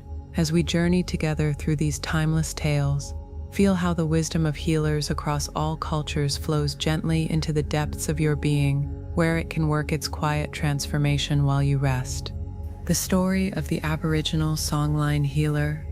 Tonight, we're traveling together to the ancient Red Heart of Australia, where the land itself holds 50,000 years of unbroken healing wisdom, and where sound carries medicine older than written words. This story comes to us from the world's oldest continuous culture, a people whose knowledge of healing through song and sacred connection has been tested and refined across more millennia than any other healing tradition on earth. We share this wisdom with deep respect for the Aboriginal elders, past and present, who have kept these sacred songs alive through countless generations, and with gratitude for their generosity in allowing these healing teachings to flow beyond their traditional boundaries to bless all who listen with open hearts. A story that speaks to something you know in your deepest being, how certain voices, certain rhythms, certain sacred sounds can reach places in your soul that no other healing can touch, calling back parts of yourself you didn't even know had wandered away. Picture yourself standing in the vast expanse of the central desert as the sun begins its descent toward the horizon, painting the endless red earth and scattered spinifex grass in shades of copper and gold. The air shimmers with heat that carries the scent of eucalyptus and acacia, of dust that has been blessed by countless generations of bare feet walking in ceremony, of something indefinable that speaks of land so ancient it remembers when the world was still being sung into existence. This is country that belongs to the Ayurveda people, where every rock formation, every waterhole, every ridge and valley carries a story that has been passed down through voices for longer than anywhere else on earth. The landscape stretches endlessly in all directions, seemingly empty to eyes accustomed to cities and farms, but humming with invisible presence to those who know how to listen. The tracks of ancestors crisscrossing the continent like a vast songbook written in stone and sand and sacred sites. You are following Nganyin Pa, an elderly Aboriginal woman whose weathered hands know the healing songs that her grandmother taught her, and her grandmother's grandmother before that, in an unbroken chain of women's wisdom that stretches back to the dreamtime itself. Her dark skin bears the intricate cicatrices of ceremony, raised scars that tell the story of her initiation into the deepest mysteries of healing, patterns that catch the late afternoon light like living calligraphy across her arms and chest. She moves across the rough terrain with the fluid grace of one whose feet have learned the rhythm of this land from childhood, her traditional dilly bag bouncing gently against her hip as she walks. The bag carries the tools of her healing practice: ochre, paints in sacred red and yellow and white, carved sticks that amplify the power of certain songs, small stones that hold the voices of particular ancestors, leaves and roots known only to initiated healers, whose properties transcend anything found in medical textbooks. The sound of her breathing mingles with the evening calls of kookaburras and the distant drone of didgeridoos being practiced by men preparing for tonight's ceremony. But underneath these familiar sounds runs something deeper, a rhythm that seems to emerge from the earth itself, the heartbeat of country that has been pulsing steady and strong since the world began. You are walking toward a small community camp where families have gathered in crisis. Word has spread through the invisible networks that connect Aboriginal communities across vast distances that little Jetta, granddaughter of respected elder Mary Napurula, has fallen into a sleep so deep that nothing can wake her. Not the calling of her name, not the touch of her mother's hands, not the tears that fall like summer rain on her small, still face. The white doctor from Alice Springs has examined the child and found nothing wrong that his instruments can detect. No fever, no signs of infection, breathing steady but somehow too shallow, heart beating but too faint, as if the essential spark that animates her 7-year-old body has simply withdrawn. He has left behind only confusion and the suggestion that perhaps the family should prepare for the worst. But Nganyimpa knows something the doctor cannot see. With his stethoscope and thermometer, she understands that some illnesses have nothing to do with bacteria or viruses, and everything to do with the delicate balance between body and spirit, between individual soul and the vast dreaming that connects all life. Sometimes, she knows, a person's spirit can become lost, can wander away from the body during times of trauma or great change, leaving behind only the physical shell, like a camp with all the fires gone out.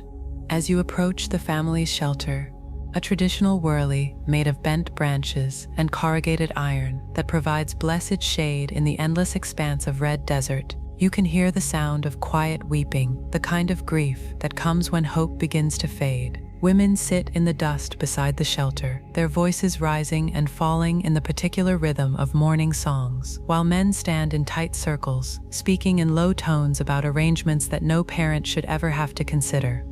The camp smells of wood smoke and damper bread baking in the coals, of the sweet scent of desert flowers that bloom briefly after rare rains, and underneath it all, the indefinable fragrance of a people whose connection to land runs deeper than any other culture on earth. Painted dogs drowse in whatever shade they can find, their ears twitching occasionally at sounds only they can hear. Children who should be playing sit quietly beside their parents, sensing the gravity of what unfolds around little Jetta's still form.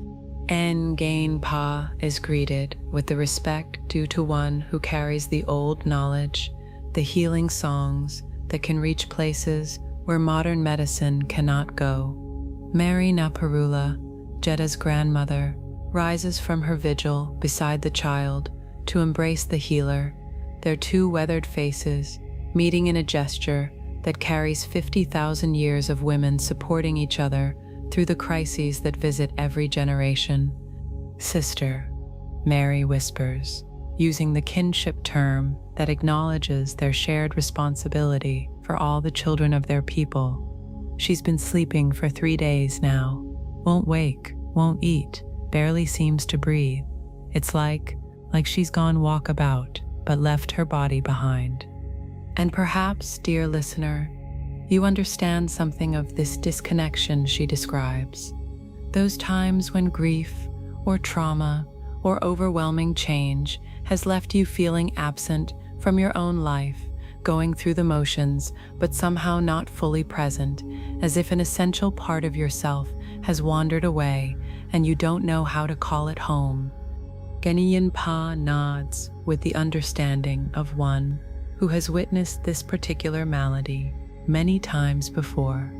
She approaches the small figure lying so still on a blanket inside the shelter, her trained healer's eye taking in details that others might miss. The way Jetta's breathing barely moves her chest, the way her dark eyes, when gently opened, show no recognition of the faces that hover over her with such love and worry, the way her small body lies without the natural restlessness that should animate a sleeping child. But most telling of all is the silence around the child, not just the absence of her usual chatter and laughter, but a deeper quiet, as if the very songs that should be flowing through her connection to country have been somehow severed. It's as if she has become disconnected from the invisible songlines that crisscross the continent, carrying the stories and power that link every Aboriginal person to the dreaming of their ancestors. She needs to remember her song, Nangian Pa says quietly, settling herself cross-legged beside the child's sleeping form. Sometimes the spirit forgets the way home. We have to sing the path back to her. As the sun disappears behind distant hills and the desert night begins to settle over the camp, with its blanket of stars brighter than any city dweller has ever seen, Nganyin Pa begins her preparation for the healing ceremony. She opens her dilly bag and removes the sacred ochres, grinding them with stones worn smooth by generations of healing women, mixing them with water drawn from a sacred spring 40 kilometers away, water that carries the memory of creation stories and the power of the rainbow serpent's first journey across this land. She paints herself with careful precision, each mark carrying specific meaning, each color connecting her to particular ancestors whose healing songs flow through her voice. The white ochre on her forehead links her to the wisdom of the moon and the women's ceremonies that regulate the deeper rhythms of life. The red stripes across her cheeks connect her to the earth's own blood, the red dirt that colors everything in this ancient landscape. The yellow dots down her arms carry the power of the sun and the morning star, the celestial bodies that guide spirits home when they have lost their way. The family gathers in a circle around little Jetta's still form, their faces flickering in the light of the small fire that Nganyin Pa has built using traditional methods, rubbing sticks together until the friction births flame, feeding it with spinifex grass and desert oak leaves that release aromatic smoke into the star-filled night. The smoke rises straight up in the still air, carrying prayers and intentions toward the ancestors who watch from the sky country above. And perhaps you can feel this gathering energy, dear friend, the way sacred intention creates a field of healing possibility around those who participate with open hearts. How the simple act of coming together with love and focused purpose transforms ordinary moments into sacred space where miracles become not just possible, but inevitable. Genian Pa begins to sing, her voice cracked with age, but carrying a power that seems to emerge from the earth itself. The song starts low and wordless, a humming that matches the frequency of the desert wind, moving through the spinifex, a rhythm that aligns with the heartbeat of country itself. Gradually, words begin to emerge, not in English, but in the ancient language that was old when the pyramids were young, syllables that carry the memory of how the world was first sung into existence. She sings the songline that connects this place to the sacred sites where Jeddah's ancestors are buried, the invisible track that links every Aboriginal person to the dreaming of their particular country. Her voice follows the path that the rainbow serpent took when it carved the riverbeds and raised the mountain ranges, the route that spirits travel when they journey between this world and the eternal dreaming that underlies all existence. As her song continues, other voices join in. First, Mary Napurula, adding the harmonies that women have sung for 50,000 years. Then other family members contributing the rhythmic clapping that provides the backbone for ceremonial music, the percussion that helps align human heartbeats with the pulse of the land itself. Someone begins to play the clapsticks, their sharp crack providing counterpoint to the flowing melody, while others stamp the earth with bare feet, awakening the ancestors who sleep beneath the red dirt. The song grows stronger as more voices add their power to the healing intention. Children who should be asleep sit wide-eyed in the firelight, absorbing songs they will carry forward into their own adult lives as healers and culture keepers. Elderly men add their deeper voices to the women's higher tones, creating harmonies that seem to resonate in the very bones of those who listen. But most remarkable of all is what begins to happen to little Jeddah as the healing song builds around her still form, almost imperceptibly at first. Her breathing begins to deepen. The barely noticeable rise and fall of her chest becomes more pronounced, as if the rhythm of the singing is reminding her lungs how to draw life from the sweet desert air. Genian Pa increases the intensity of her singing, her voice reaching into registers that seem to bypass the ears entirely and speak directly to the soul. She sings the stories of Jeddah's ancestral country, calling out the names of sacred sites that hold particular power for healing lost spirits. She sings the tracks of the honey ant and the witchetty grub, the pathways of the emu and the kangaroo, all the songlines that create the invisible map that guides Aboriginal people through both the physical landscape and the spiritual terrain of their dreaming. And as she sings, something extraordinary begins to occur. Little Jeddah's eyelids start to flutter, not with the random movement of deep sleep, but with the purposeful motion of someone beginning to return to consciousness. Her small hands, which have lain motionless for 3 days, begin to move slightly, fingers twitching as if she is reaching for something just beyond her grasp. The singing continues through the night, voices rising and falling like the breathing of the land itself, calling and calling to the child's wandering spirit. Nangien Pa's song becomes a bridge between worlds, a sonic pathway that the lost part of Jeddah can follow home to her sleeping body. And isn't this what you need sometimes, dear listener? Someone to sing you home to yourself when parts of your spirit have wandered away. A voice that can reach the places where you've become disconnected, calling back the joy or hope or vitality that trauma or grief or simple weariness has scattered to the winds. As dawn begins to lighten the eastern horizon, painting the desert sky in shades of rose and gold, the miracle completes itself. Little Jeddah's eyes open fully, for the first time in 3 days, not with the vacant stare that has frightened her family, but with the bright awareness that marks a spirit fully returned to its body. She sits up slowly, looking around at the circle of faces that surround her with wonder, as if she is seeing them clearly for the first time in a very long while. "Nana," she whispers, using the traditional term for grandmother, as she reaches for Mary Napurula's weathered hand. I was lost, but the singing showed me the way back. The celebration that follows is quiet but profound, the kind of joy that comes when hope that had nearly died suddenly blazes back to life. Family members take turns holding the child, reassuring themselves through touch that she has truly returned to them. The men begin preparations for a Thanksgiving ceremony that will acknowledge the ancestors who guided little Jetta's spirit home. The women start planning the feast that will welcome her back to the community of the living. But Nungayimpa, exhausted from her night-long singing, but radiant with the satisfaction of healing work well done, takes a moment to explain to the child what has happened and why the songs were necessary to call her home. "Sometimes, little sister," she says, her voice still hoarse from hours of singing, "when big changes happen, or when we get very frightened, part of our spirit goes walkabout. It doesn't mean to leave us, but it gets confused about where home is. The old songs, they're like tracks across country that spirits can follow when they're ready to come back."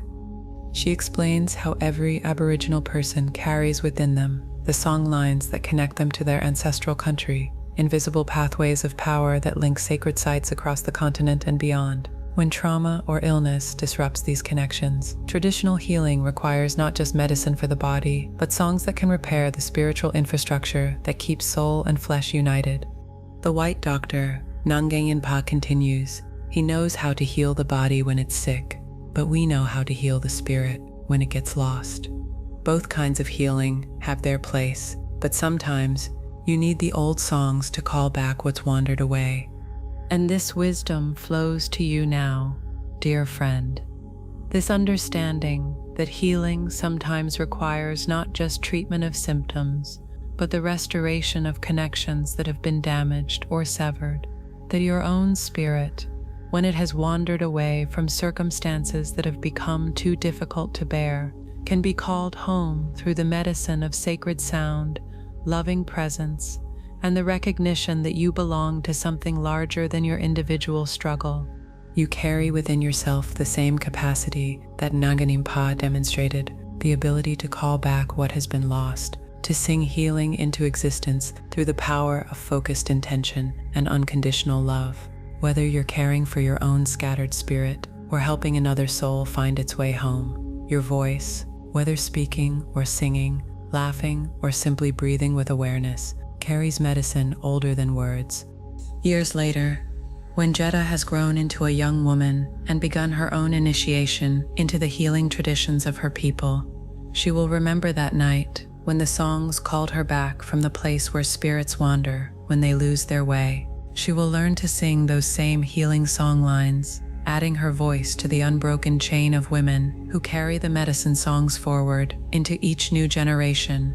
The power that flowed through Nganimpa's voice that night, the ability to reach across the boundary between worlds and call lost spirits home, flows through every voice that speaks with genuine love, every heart that opens to serve healing, every moment when someone remembers that we are all connected by invisible song lines of compassion and care.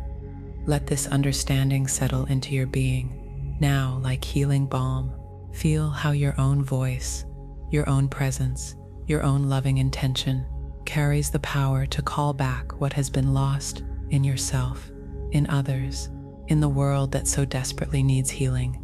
Sense how the songs that flow through you when love guides your expression become bridges between worlds, pathways home for any spirit that has lost its way. You don't need to know the ancient Aboriginal songlines to practice this medicine of sound and sacred connection. Every lullaby sung with love becomes a healing song. Every word spoken with genuine care carries the power to call scattered spirits home. Every moment of loving presence creates the safe space where lost parts of ourselves can return. As your body grows heavier with sleep, as your thoughts dissolve like morning mist over the red desert, feel yourself resting in the embrace of the great song lines that connect all life. Here, every breath becomes a note in the vast symphony of healing that flows through creation. Every heartbeat adds its rhythm to the eternal song that calls all beings home to their own wholeness. You can trust now in the healing power that flows through you when love opens your voice, your heart, your presence to serve the highest good. You can rest in the knowing that you are held by songlines of compassion that stretch across time and space, connecting you to every healer who has ever sung love into the darkness. All is well. The ancient songs continue, and your voice, however it chooses to express the love you carry, adds its essential note to the eternal healing that flows through every moment. When hearts remember they are connected, rest now in this great singing, letting its medicine work while you sleep. Once again, you're in just the right state now, dear friend, in just the right place to listen to this next story of healing and wonder. Your mind perfectly prepared to receive these ancient teachings, your heart open to the wisdom that flows from sacred groves across time. This is just the right story for you now, arriving at exactly the moment when you most need to remember the healing power that lives within nature's own embrace. The story of the Japanese forest medicines. Tonight we're traveling together to the misty mountains of ancient Japan, where towering cedars have stood sentinel for 1,000 years, and the forest itself becomes medicine for weary souls. A story that speaks to something you understand in your deepest knowing, how certain places in nature seem to breathe healing into your very cells, how surrender to the wisdom of trees and stones and flowing water can restore what no human remedy can touch. Picture yourself walking along a moss-covered path that winds through the Kumano Mountains on a morning when mist rises like incense from valleys carved deep by centuries of patient streams. The air carries the scent of cedar and cypress, of ferns unfurling in eternal spirals, of earth so rich and dark it seems to pulse with its own quiet heartbeat. Each breath tastes of green things growing, of water filtering through layers of forest soil, of something indefinable that speaks of time measured not in hours but in seasons, not in years but in the slow rings of ancient trees. This is the domain of the old forest, where trees older than temples reach toward a sky barely visible through their interwoven canopy. Here, light filters down in cathedral shafts, illuminating patches of emerald moss that glow like living velvet, creating a sanctuary where silence has weight and presence, where the very air seems thick with the accumulated wisdom of centuries. You are following Hiroshi, a traveling merchant whose shoulders carry more than just the weight of his pack. They bear the accumulated exhaustion of one who has forgotten how to rest, how to simply be without purpose or destination. His face, though still young, shows the particular weariness that comes to those who have been running from something they cannot name, seeking something they cannot quite remember, driven by an urgency that leaves no space for the simple pleasure of breathing deeply. For months, Hiroshi has been traveling the coastal roads between villages, trading silk and pottery, tea and precious metals, but finding no satisfaction in even his most successful exchanges. Sleep brings no rest, food no nourishment, company no comfort. Something essential has gone out of his life, leaving him feeling like a hollow reed, functional but empty, going through the motions of living without accessing the source that makes life sweet.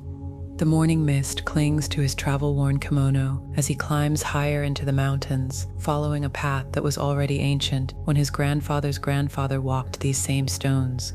He tells himself he seeks a shortcut to the next village, a faster route that will save precious time. But something deeper draws him toward the heart of the old forest, a pull he cannot name, a longing that speaks in whispers beneath his conscious thoughts. And perhaps, dear listener, you recognize this exhaustion that Hiroshi carries. Those times when the pace of your own life has left you feeling disconnected from the sources of renewal that once sustained you. When efficiency has replaced ease. When productivity has crowded out the simple pleasure of being present to the miracle of existence itself. As the path climbs higher and the village sounds fade behind him, Hiroshi enters a grove of sugi cedars, so massive they seem to belong to a different world altogether. These giants have been growing here for over a millennium, their trunks so wide that 10 people holding hands could not encircle them, their crowns disappearing into mist that seems to be born from their own breathing. The light here is different, green gold and alive, filtered through layer upon layer of needles until it becomes almost liquid, pouring down in gentle cascades that seem to carry healing properties along with illumination.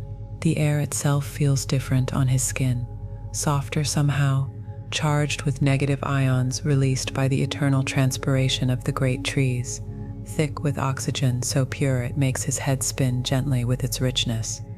For the first time in months, Hiroshi stops walking, not because he has reached his destination, but because something in the grove's presence compels a stillness he has forgotten how to access. He sets down his heavy pack, feeling the relief in his shoulders, but more than that, feeling something in his spirit beginning to unclench, like a fist slowly opening after holding tight for so long he had forgotten it was closed. The silence here is not empty, but full, layered with the whisper of wind through needle-covered branches, the distant trickle of water over moss-covered stones, the subtle creaking of ancient wood swaying in breezes so gentle they seem like the forest breathing. Underneath these sounds runs something deeper, a frequency that seems to emerge from the earth itself, from roots that reach down into soil enriched by centuries of fallen leaves, from the slow circulation of sap that connects each tree to the vast underground network of root and fungus that makes the entire forest a single living organism. Hiroshi finds himself drawn to the base of the largest cedar, its bark deeply furrowed and soft with age, its massive roots creating natural seats and alcoves, carpeted with moss, softer than any silk he has ever traded. Without conscious decision, he settles against the tree's vast trunk, feeling its solidity against his back, its presence so ancient and stable it seems to exist outside of time altogether. As he rests there, breathing air perfumed with cedar and earth and growing things, something begins to shift in his body that he recognizes but cannot remember feeling for longer than he can calculate. His breathing, which has been shallow and quick for months, begins to deepen naturally. His heart, which has been racing with constant urgency, slows to a rhythm that seems to match some deeper pulse, the circulation of sap in the tree behind him, perhaps, or the slow tide of Earth's own breathing. The great cedar seems to radiate a presence that penetrates right through his travel-stained clothes, through skin and muscle and bone, reaching places in his being that he had not realized were starved for exactly this kind of nourishment. Not food or water or rest, though the tree offers a peace deeper than sleep, but something more essential, the medicine of simply being held by something vast and patient and utterly reliable. And isn't this what you need sometimes, dear friend? Not solutions or strategies or ways to fix what feels broken, but simply the experience of being held by something larger and more stable than your individual struggle, the medicine of presence itself, of allowing yourself to be supported by forces that have been sustaining life on this planet long before your particular worries came into being. As Hiroshi sits in the embrace of the ancient cedar, he begins to notice details of the forest that his hurried mind had been too busy to perceive. The way morning light creates living paintings on the moss-covered ground, patterns that shift and dance as branches move in the subtle breeze, the intricate architecture of spider webs strung with dewdrops like tiny crystal beads, the delicate unfurling of new ferns, their spiral forms creating perfect mathematical curves that speak of intelligence far older than human civilization. Hours pass, though time seems to move differently here, not the urgent tick of commerce and deadlines, but the slow, patient rhythm of seasons turning, of trees adding rings year by year, of mountains rising grain by grain over geological ages. Hiroshi finds himself entering a state he has no name for, not sleep, for he remains aware of the forest around him, but not ordinary waking either, something between, something that feels like coming home to a part of himself he had forgotten existed. In this state of forest meditation, his body begins to release tensions. he had been carrying so long they had become invisible. His shoulders drop from positions they had held for months. His jaw unclenches, allowing his face to settle into expressions of ease he had not worn since childhood. His hands, which had been constantly busy with calculations and transactions, simply rest on his knees, palms open to receive whatever the forest might offer. The great cedar behind him seems to be teaching, through pure presence, how to be rooted yet flexible, how to reach toward light while staying grounded in earth, how to weather storms by bending rather than breaking, how to offer shelter and oxygen and beauty simply by being fully what you are meant to be. These lessons come not through words, but through direct transmission, the way trees themselves share nutrients and information through their interconnected root systems. As afternoon light begins to slant differently through the forest canopy, Hiroshi becomes aware of the vast network of life that surrounds him, not just the visible trees and ferns and flowering plants, but the invisible web of connection that links every living thing in the grove. He senses the mycorrhizal networks beneath the soil, fungal threads finer than silk that connect tree to tree, sharing nutrients and information across vast distances. He feels the presence of countless small creatures, insects and birds, and forest dwellers whose lives are woven into the greater tapestry of the grove's existence. For the first time in months, perhaps years, he experiences the profound peace that comes from recognizing himself as part of something infinitely larger and more beautiful than his individual concerns. His trading routes and profit margins and deadlines begin to feel less like urgent necessities and more like temporary games played within the context of this vast, patient intelligence that has been growing and breathing and offering itself for 1,000 years. The forest teaches him what the ancient Japanese knew about Shinrin-yoku, forest bathing, the practice of simply being present with trees, not as objects to be used, but as teachers to be received from.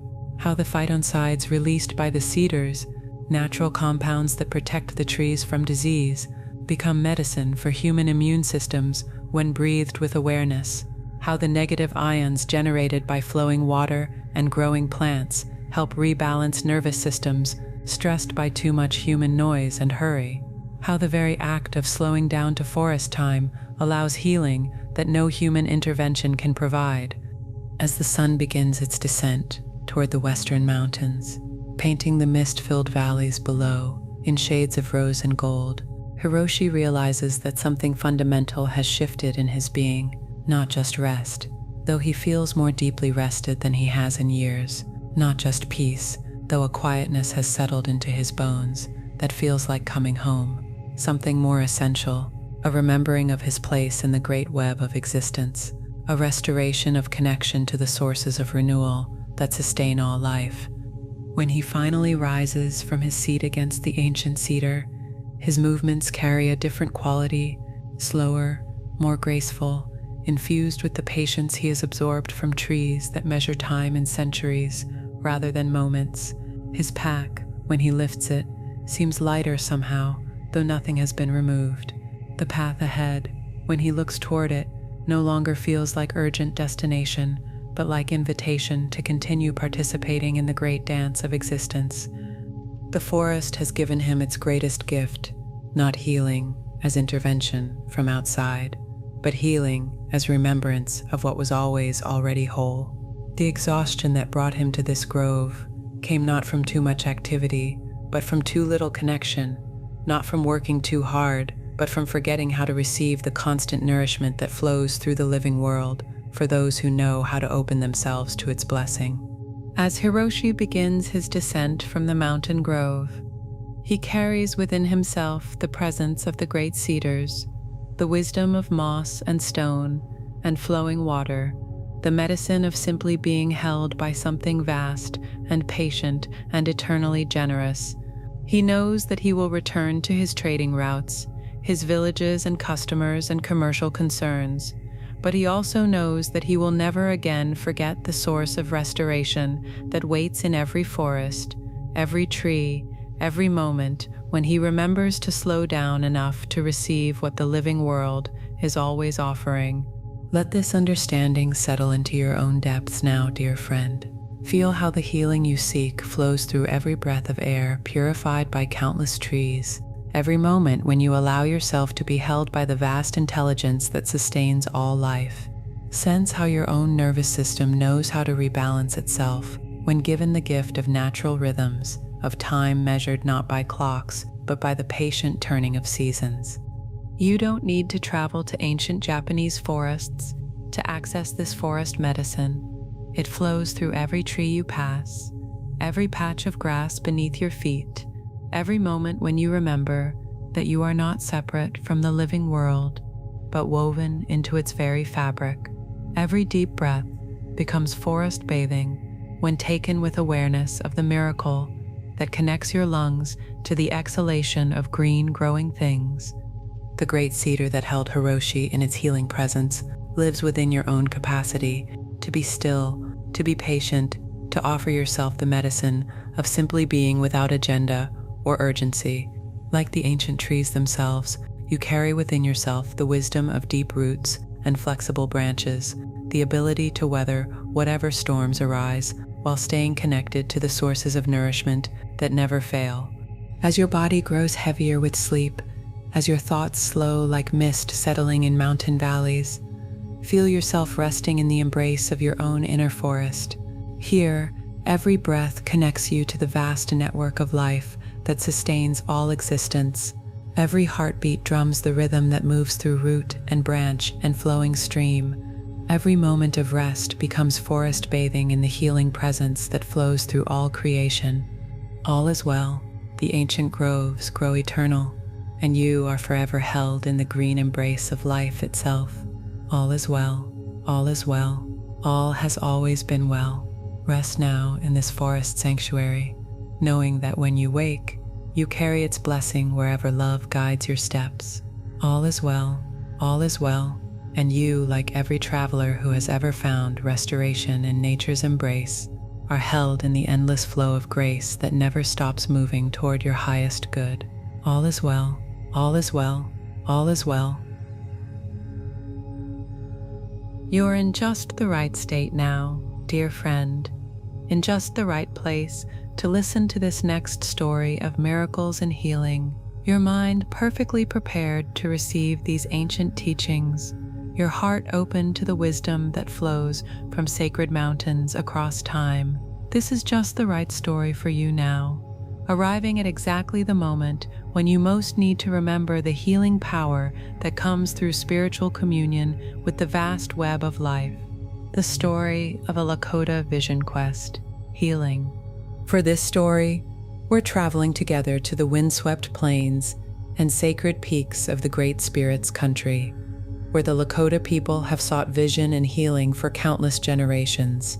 We share this story with profound respect for the indigenous peoples whose wisdom traditions have preserved these sacred practices through centuries of challenge, and with gratitude for their generosity in allowing these teachings to flow beyond their original boundaries to bless all who approach with humble hearts. A story that speaks to something you understand in your deepest knowing, how sometimes the healing we most need comes not through adding something to our lives, but through the profound simplicity of being alone with the vast intelligence that moves through all creation, allowing it to restore our connection to the wholeness we never truly lost. Picture yourself standing on the edge of an endless sea of grass that rolls like green waves toward distant mountains, where sacred peaks rise against a sky so vast it seems to hold all the prayers ever offered by human hearts. The air carries the scent of sweet grass and sage, of earth blessed by countless ceremonies, of something indefinable that speaks of land where the boundary between the seen and unseen world has been kept thin through generations of reverent attention. This is the domain of Tatanka-Najin, Standing Buffalo, where the great herds once moved, like brown rivers across prairies that stretched beyond the horizon, where every hill and valley holds stories passed down through voices that have never forgotten their connection to the sacred. The wind here carries more than weather. It carries the voices of ancestors, the songs of eagles, the whispered wisdom of stones that have witnessed ceremonies older than written memory. You are walking beside Wanblai, Eagle, a young Lakota man whose strong hands know the crafting of arrows and the tending of horses, whose keen eyes can read the language of clouds and the movement of distant herds. But for all his skills as a warrior and hunter, he carries within his chest a weight that no earthly medicine has been able to lift, a heaviness that came to him during the last buffalo hunt, when his horse stumbled and a broken rib punctured something deeper than flesh. The physical wound has healed, sealed by the skilled hands of the tribal medicine woman, with her poultices of healing plants and her songs that call broken bones back into wholeness.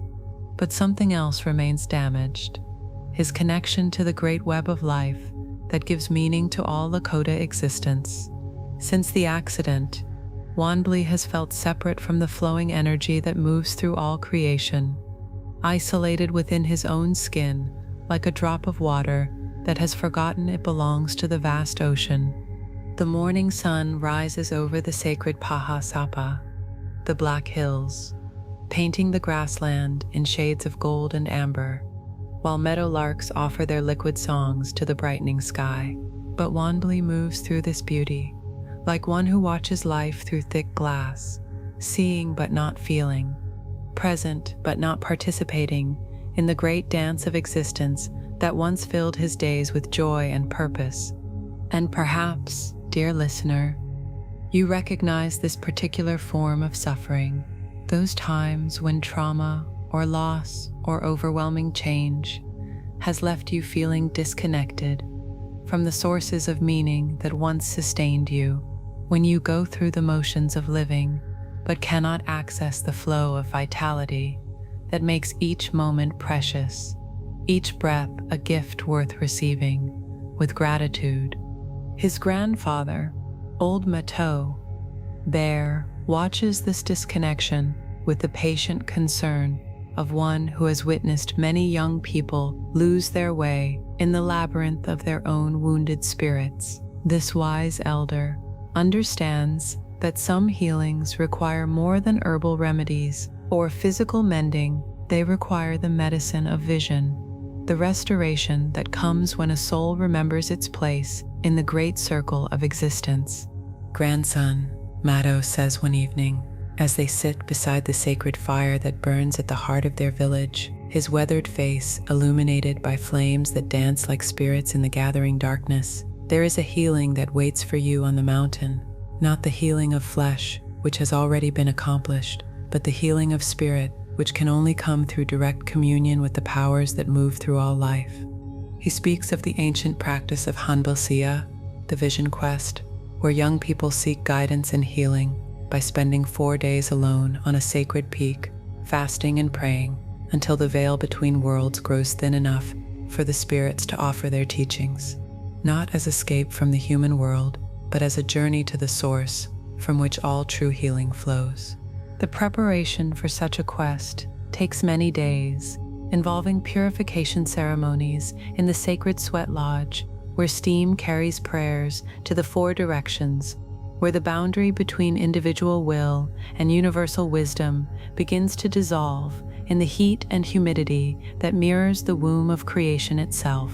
Juan Bailey emerges from these ceremonies feeling cleaner, not just in body, but in spirit, his intentions clarified like water filtered through layers of sacred stone. When the time comes for his departure to the mountain, the entire village gathers to offer prayers and blessings for his journey. His grandmother wraps him in a blanket woven with symbols of protection, eagles for connection to sky spirits, buffalo for abundance, the sacred hoop for remembrance of his place in the great circle of existence. The medicine woman fills a small pouch with sage and sweetgrass, tobacco and cedar, the 4 sacred plants that will help him maintain connection to the spiritual realm during his days of solitude. The mountain chosen for his quest rises from the plains like a great altar, its peak crowned with stones arranged by countless vision seekers who have made this same journey of healing and discovery. As Wanbli climbs the winding path that has been worn smooth by generations of moccasin-clad feet, he feels each step taking him not just higher in elevation, but deeper into the sacred territory, where ordinary consciousness gives way to vision.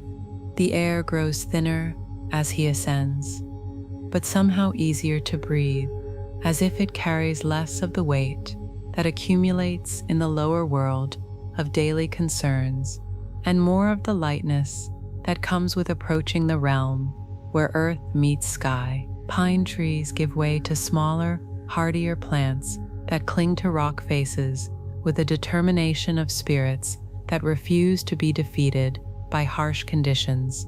At the summit, Wanbli creates his vision circle, a sacred space marked by prayer, ties in the 4 directions, each color representing different aspects of the medicine wheel. Yellow for the east and new beginnings, red for the south and the time of growth, black for the west and the wisdom that comes through endings, white for the north and the purity of elder wisdom. Within this circle, he will spend 4 days without food or water, open to whatever visions the spirits choose to send. The first day passes in a haze of adjustment, as his body learns to function without its usual nourishment, drawing instead on reserves he didn't know existed. The hunger and thirst, rather than weakening him, seem to clarify his awareness, stripping away the non-essential until only the most important remains: his breath, his heartbeat, his connection to the vast sky that stretches endlessly above his small circle of prayer. As night falls over the mountain, bringing a canopy of stars, so bright they seem close enough to touch, Wanbli begins to sense the presence of the spirits that dwell in these high places, not as separate beings, but as aspects of the same universal consciousness that flows through his own heartbeat, the same intelligence that guides migrating birds and blooming flowers and the slow dance of seasons across the eternal wheel of time. The second day brings visions that start as waking dreams, but gradually become more real than ordinary sight. He sees the great web of connection that links all living things, golden threads of light that flow from his heart to the hearts of every creature, every plant, every stone on the mountain. He understands suddenly that his feeling of separation was an illusion created by focusing too narrowly on his individual story, forgetting the vast context that gives all individual stories their meaning. And perhaps this recognition flows to you now, dear friend, how your own sense of isolation or disconnection might be healed, not by changing your circumstances, but by remembering the invisible threads that connect you to every other expression of life. The breath you share with forests, the water that flows through your body, and the bodies of rivers, the stardust that forms your bones, and the bones of mountains. By the third day, as his consciousness becomes increasingly refined by fasting and prayer, Wanbli begins to receive the deeper visions that carry specific medicine for his healing. He sees the buffalo, not as prey to be hunted, but as sacred relatives offering their lives in ceremony so that the people might live. He understands that his accident during the hunt was not punishment or random misfortune, but a teaching about the sacred reciprocity that must govern all relationships with the natural world. In his vision, he sees himself not as separate from the buffalo he was hunting, but as part of the same sacred dance of giving and receiving that moves through all existence. The broken rib becomes a symbol of the brokenness that comes when this sacred relationship is forgotten, when taking is not balanced by giving, when gratitude is replaced by entitlement. As the fourth day dawns, bringing with it the promise of his return to ordinary world, Wanbli receives the vision that completes his healing. He sees himself as he truly is, not an isolated individual struggling alone against the forces of existence, but a unique expression of the same universal consciousness that moves through eagles and mountains, through flowing streams and growing grass, through the ancestors and the children yet to be born. In this recognition, The weight that has been pressing on his chest since the hunting accident simply dissolves, like morning mist touched by sunlight, not because his circumstances have changed, but because his relationship to those circumstances has been transformed by remembering his place in the great web of sacred relationship that connects all things. When he descends from the mountain 4 days later, carried by legs that should be weak from fasting, but somehow feel stronger than ever, Wanbli brings with him more than personal healing. He carries new understanding of the responsibilities that come with being human in a world where every action affects the whole, where every choice either strengthens or weakens the sacred bonds that hold creation together. The celebration that welcomes him back to the village is not just for his successful completion of the vision quest, but for the return of a young man who has remembered his true nature as a sacred being in sacred relationship with all life. His eyes carry the particular brightness that comes to those who have seen beyond the veil of ordinary perception, who have drunk from the springs of wisdom that flow at the heart of existence. In the years that follow, Wanbli becomes known not just as a skilled hunter and warrior, but as one who understands the sacred protocols that govern all taking from the natural world. Before every hunt, he offers prayers of gratitude. After every kill, he performs ceremonies of reciprocity. His very presence reminds others of the sacred relationships that make life possible and meaningful. Let this understanding flow into your own depths now, dear friend. Feel how the healing you seek might come not through acquiring something new, but through remembering connections that were never truly broken. Sense how your own vision quest unfolds in every moment when you choose to see yourself as part of the great web of existence rather than separate from it. You don't need to fast on a sacred mountain to access this medicine of remembrance, though solitude and simplicity can certainly help clarify the vision. Every moment of genuine gratitude becomes a prayer that strengthens your connection to the source of all blessings. Every act of reciprocity, giving back to the world that sustains you, becomes ceremony that heals the illusion of separation. The mountain that Wanbli climbed exists within your own capacity for vision, your own ability to see beyond the surface of circumstances to the sacred relationships that give all experience its deeper meaning. The spirits that spoke to him in his solitude speak to you in every moment when you quiet the noise of urgency long enough to listen for the wisdom that flows through all creation.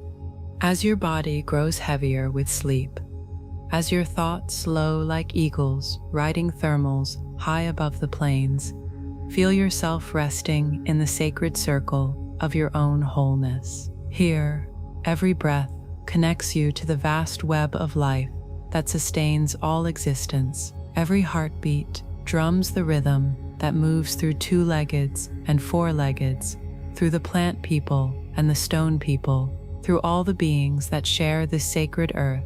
All is well. The sacred mountains stand eternal, and you are forever held in the great circle of life itself. All is well. All is well. All has always been well. Rest now in this sacred vision, knowing that when you wake, you carry its blessing wherever love guides your steps. All is well. All is well. And you, like every seeker who has ever found healing through sacred solitude, are held in the endless flow of grace that never stops moving toward your highest good. All is well. All is well. All is well. Once again, you're in just the right state, now, dear friend, in just the right place to listen to this next story of healing and wonder. Your mind perfectly prepared to receive these ancient teachings, your heart open to the wisdom that flows from sacred traditions across time. This story might have special meaning for you now, in this special moment of your life, arriving precisely when you need to remember the profound healing that comes from aligning with the eternal rhythms that govern all existence. The story of the Hindu Ayurveda Master.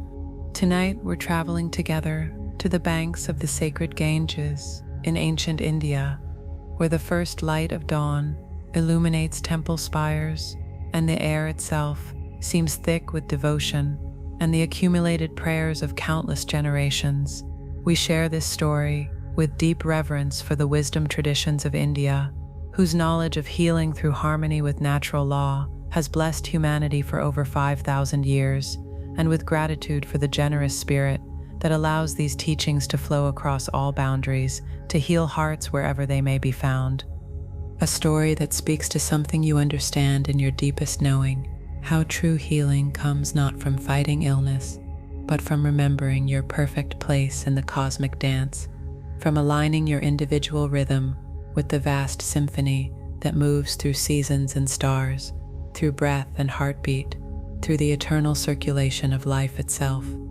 Picture yourself walking along the ghats of Varanasi as the sacred river catches the first golden rays of sunrise, its waters flowing like liquid light toward the distant sea. The air carries the scent of jasmine and marigolds from temple offerings, of sandalwood smoke rising from sacred fires, of the rich earth that has been blessed by the footsteps of countless pilgrims, seeking the same wholeness you seek now in this moment of perfect rest. This is the city where time itself seems different, where past and present flow together like tributaries joining the eternal river, where every stone remembers the chanting of sacred mantras, and every breeze carries the wisdom of sages who understood healing as the natural result of living in harmony with the cosmic order that governs all existence. You are walking beside Dhanvantari, whose very name means he who moves in an arc of divine light, the celestial physician who emerged from the churning of the cosmic ocean, carrying the nectar of immortality. But here, in this incarnation, he appears not as distant deity, but as a gentle teacher, whose weathered hands know the pulse of every healing herb, whose eyes hold the particular clarity that comes to those who see the divine intelligence flowing through every leaf and root and flower. His white cotton robes flutter softly in the morning breeze as he moves with the fluid grace of one who has learned to align his every movement with the natural rhythms that pulse through creation.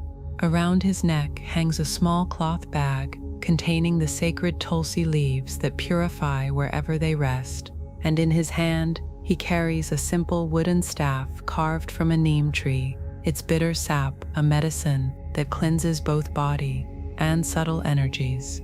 The sounds of the awakening city create a symphony around you, temple bells calling the faithful to morning prayers, the gentle splash of pilgrims bathing in the sacred waters, the soft chanting of mantras that seem to harmonize with the very heartbeat of the earth.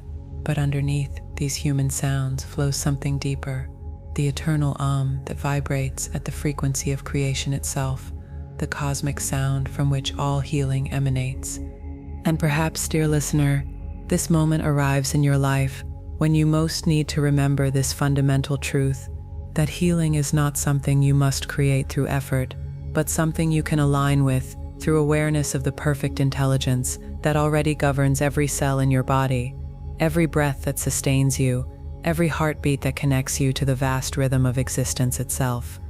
Dhanvantari pauses beside a small garden that terraces down toward the river, where medicinal plants grow in careful arrangement according to their elemental properties and healing qualities. The morning sun illuminates leaves, still heavy with dew, the heart-shaped leaves of Brahmi that enhance memory and calm the mind, the delicate fronds of Shankpushpi that opens the channels of intuition, the robust stems of Ashwagandha that restore strength to those whose vitality has been depleted by the demands of modern living. "Come," he says, his voice carrying the musical cadence of one who has learned to speak in harmony with natural law. "Let me show you the garden where true medicine grows, not just in these plants, though they carry profound healing, but in the understanding of how all healing flows from the same source, the cosmic intelligence that knows exactly how to maintain balance in every system, from the smallest cell to the vast wheel of galaxies turning through space." He kneels beside a patch of turmeric plants, their broad leaves creating natural umbrellas over golden rhizomes that glow like buried treasure in the rich, dark soil. As he touches the earth around them, his fingers seem to read the subtle energies that flow between plant and soil, between root and sky, between the individual medicine and the vast web of relationship that gives it meaning and power. Ayurveda, he explains, using a Sanskrit word that means the knowledge of life, teaches us that healing happens when we remember our place in the cosmic order. Every plant knows its dharma, its sacred purpose in the great web of existence. Every season follows its natural rhythm without resistance. Every element maintains its perfect relationship with every other element. Only human beings forget this wisdom, and in forgetting, create the disharmony we call disease. The garden around you seems to demonstrate this principle with every detail. Plants that cool the body grow in areas that receive morning sun but afternoon shade. Herbs that strengthen digestion cluster near the path where their warming energies can be easily accessed. Flowers that calm the nervous system bloom in a quiet corner where their subtle fragrances can work their gentle magic without overwhelming more delicate constitutions. As you walk deeper into this living pharmacy, Dhanvantari points out how each plant embodies different aspects of the cosmic elements: earth and water, fire and air, and space, that combine in infinite variations to create the unique constitution of every living being. He shows you how the bitter taste of neem carries the cooling energy of space and air, perfect for reducing excess heat in summer or calming inflammation in the body. How the sweet heaviness of dates embodies earth and water elements, grounding and nourishing for those whose constitutions run toward the light and airy. But the deepest medicine, he continues, settling cross-legged beside a small shrine where fresh flowers have been offered to honor the plant spirits, comes not from consuming these substances, but from understanding the principles they teach: how to live in harmony with the rhythms of nature, how to eat according to your constitution and the season, how to rest when rest is needed and act when action serves, how to align your individual will with the cosmic will that moves through all creation. The morning progresses as you sit in this sacred garden, and you begin to notice how your own body responds to simply being in the presence of so many healing plants arranged according to cosmic principles. Your breathing naturally deepens, drawing in air purified by countless leaves, transforming carbon dioxide into oxygen. Your nervous system settles into the peaceful rhythms that flow through this carefully tended space.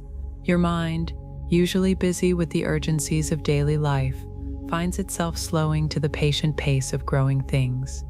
And perhaps this recognition flows through you now, dear friend, how your own healing might come not from adding more treatments or remedies to your life, but from removing whatever prevents you from aligning with the perfect intelligence that already knows how to maintain balance in every system of your being. Dhanvantari begins to share the deeper teachings of Ayurveda, explaining how every individual carries a unique combination of the cosmic elements that determines their particular path to health and harmony. He describes the three doshas, Vata, Pitta, and Kapha, not as rigid categories, but as flowing energies that dance through every moment, requiring different support in different seasons, different stages of life, different circumstances. Those with strong Vata, he explains, carry the cosmic winds and spaces in their constitutions. They are the artists and visionaries, the ones who bring movement and inspiration to the world. But they must learn to ground this airy energy with warm, nourishing foods, with gentle routine, with practices that connect them to the stability of earth element. He speaks of Pitta types, who embody the cosmic fire that transforms and illuminates. These are the teachers and leaders, the ones who bring clarity and direction, but they must learn to cool this inner fire with sweet, calming influences, with practices that honor the water element, with awareness that their intensity needs balancing with gentleness. And he describes Kapha constitutions, who carry the cosmic earth and water in their beings. These are the nurturers and sustainers, the ones who provide stability and comfort to others. but they must learn to kindle their inner fire with warming spices, with vigorous movement, with practices that honor the elements of air and space. As he speaks, you begin to recognize yourself in these descriptions, understanding perhaps for the first time why certain foods make you feel vital, while others create imbalance, why some seasons energize you, while others require more careful attention to maintaining equilibrium, why some activities restore you while others deplete your natural reserves. The garden becomes a living classroom, where every plant demonstrates these principles in action. The cooling mint that soothes excess fire, the warming ginger that kindles digestive flames, the grounding ashwagandha that anchors scattered energies, each one perfectly designed by cosmic intelligence to support the return to balance that is the essence of all healing. But remember, Dhanvantari emphasizes, his eyes twinkling with the gentle humor that comes to those who have realized the cosmic joke of seeking elsewhere what was always already present. These plants are not separate from you. The same intelligence that knows exactly which compounds to create in each leaf and root is the same intelligence that governs every process in your own body. When you align with this cosmic wisdom, healing happens naturally, effortlessly, as your birthright, rather than as something you must struggle to achieve. As the sun climbs higher, warming the garden and releasing the concentrated essences of hundreds of medicinal plants into the fragrant air, you participate in a simple but profound ceremony. Dhanvantari invites you to place your hands on the earth beside the turmeric plants, feeling the pulse of life that flows between your palms and the soil, recognizing the same life force that circulates through your own body. In this moment of connection, you experience what the ancient texts call darshan, direct perception of the divine intelligence that orchestrates all healing, all growth, all the countless processes that sustain life, moment by moment, without any effort from your conscious mind. You feel your heartbeat synchronizing with some deeper rhythm, your breathing aligning with the slow circulation of sap through plant stems, your thoughts settling into the vast stillness from which all wisdom emerges. This is the ultimate medicine, Dhanvantari whispers, his voice blending with the sound of water flowing over ancient stones, with the distant chanting of morning prayers, with the eternal Om that vibrates at the heart of existence. Not any substance you can take, but the remembrance of who you truly are, a perfect expression of cosmic intelligence designed to thrive in harmony with all life, capable of healing simply by returning to your natural state of alignment with the rhythms that govern all existence.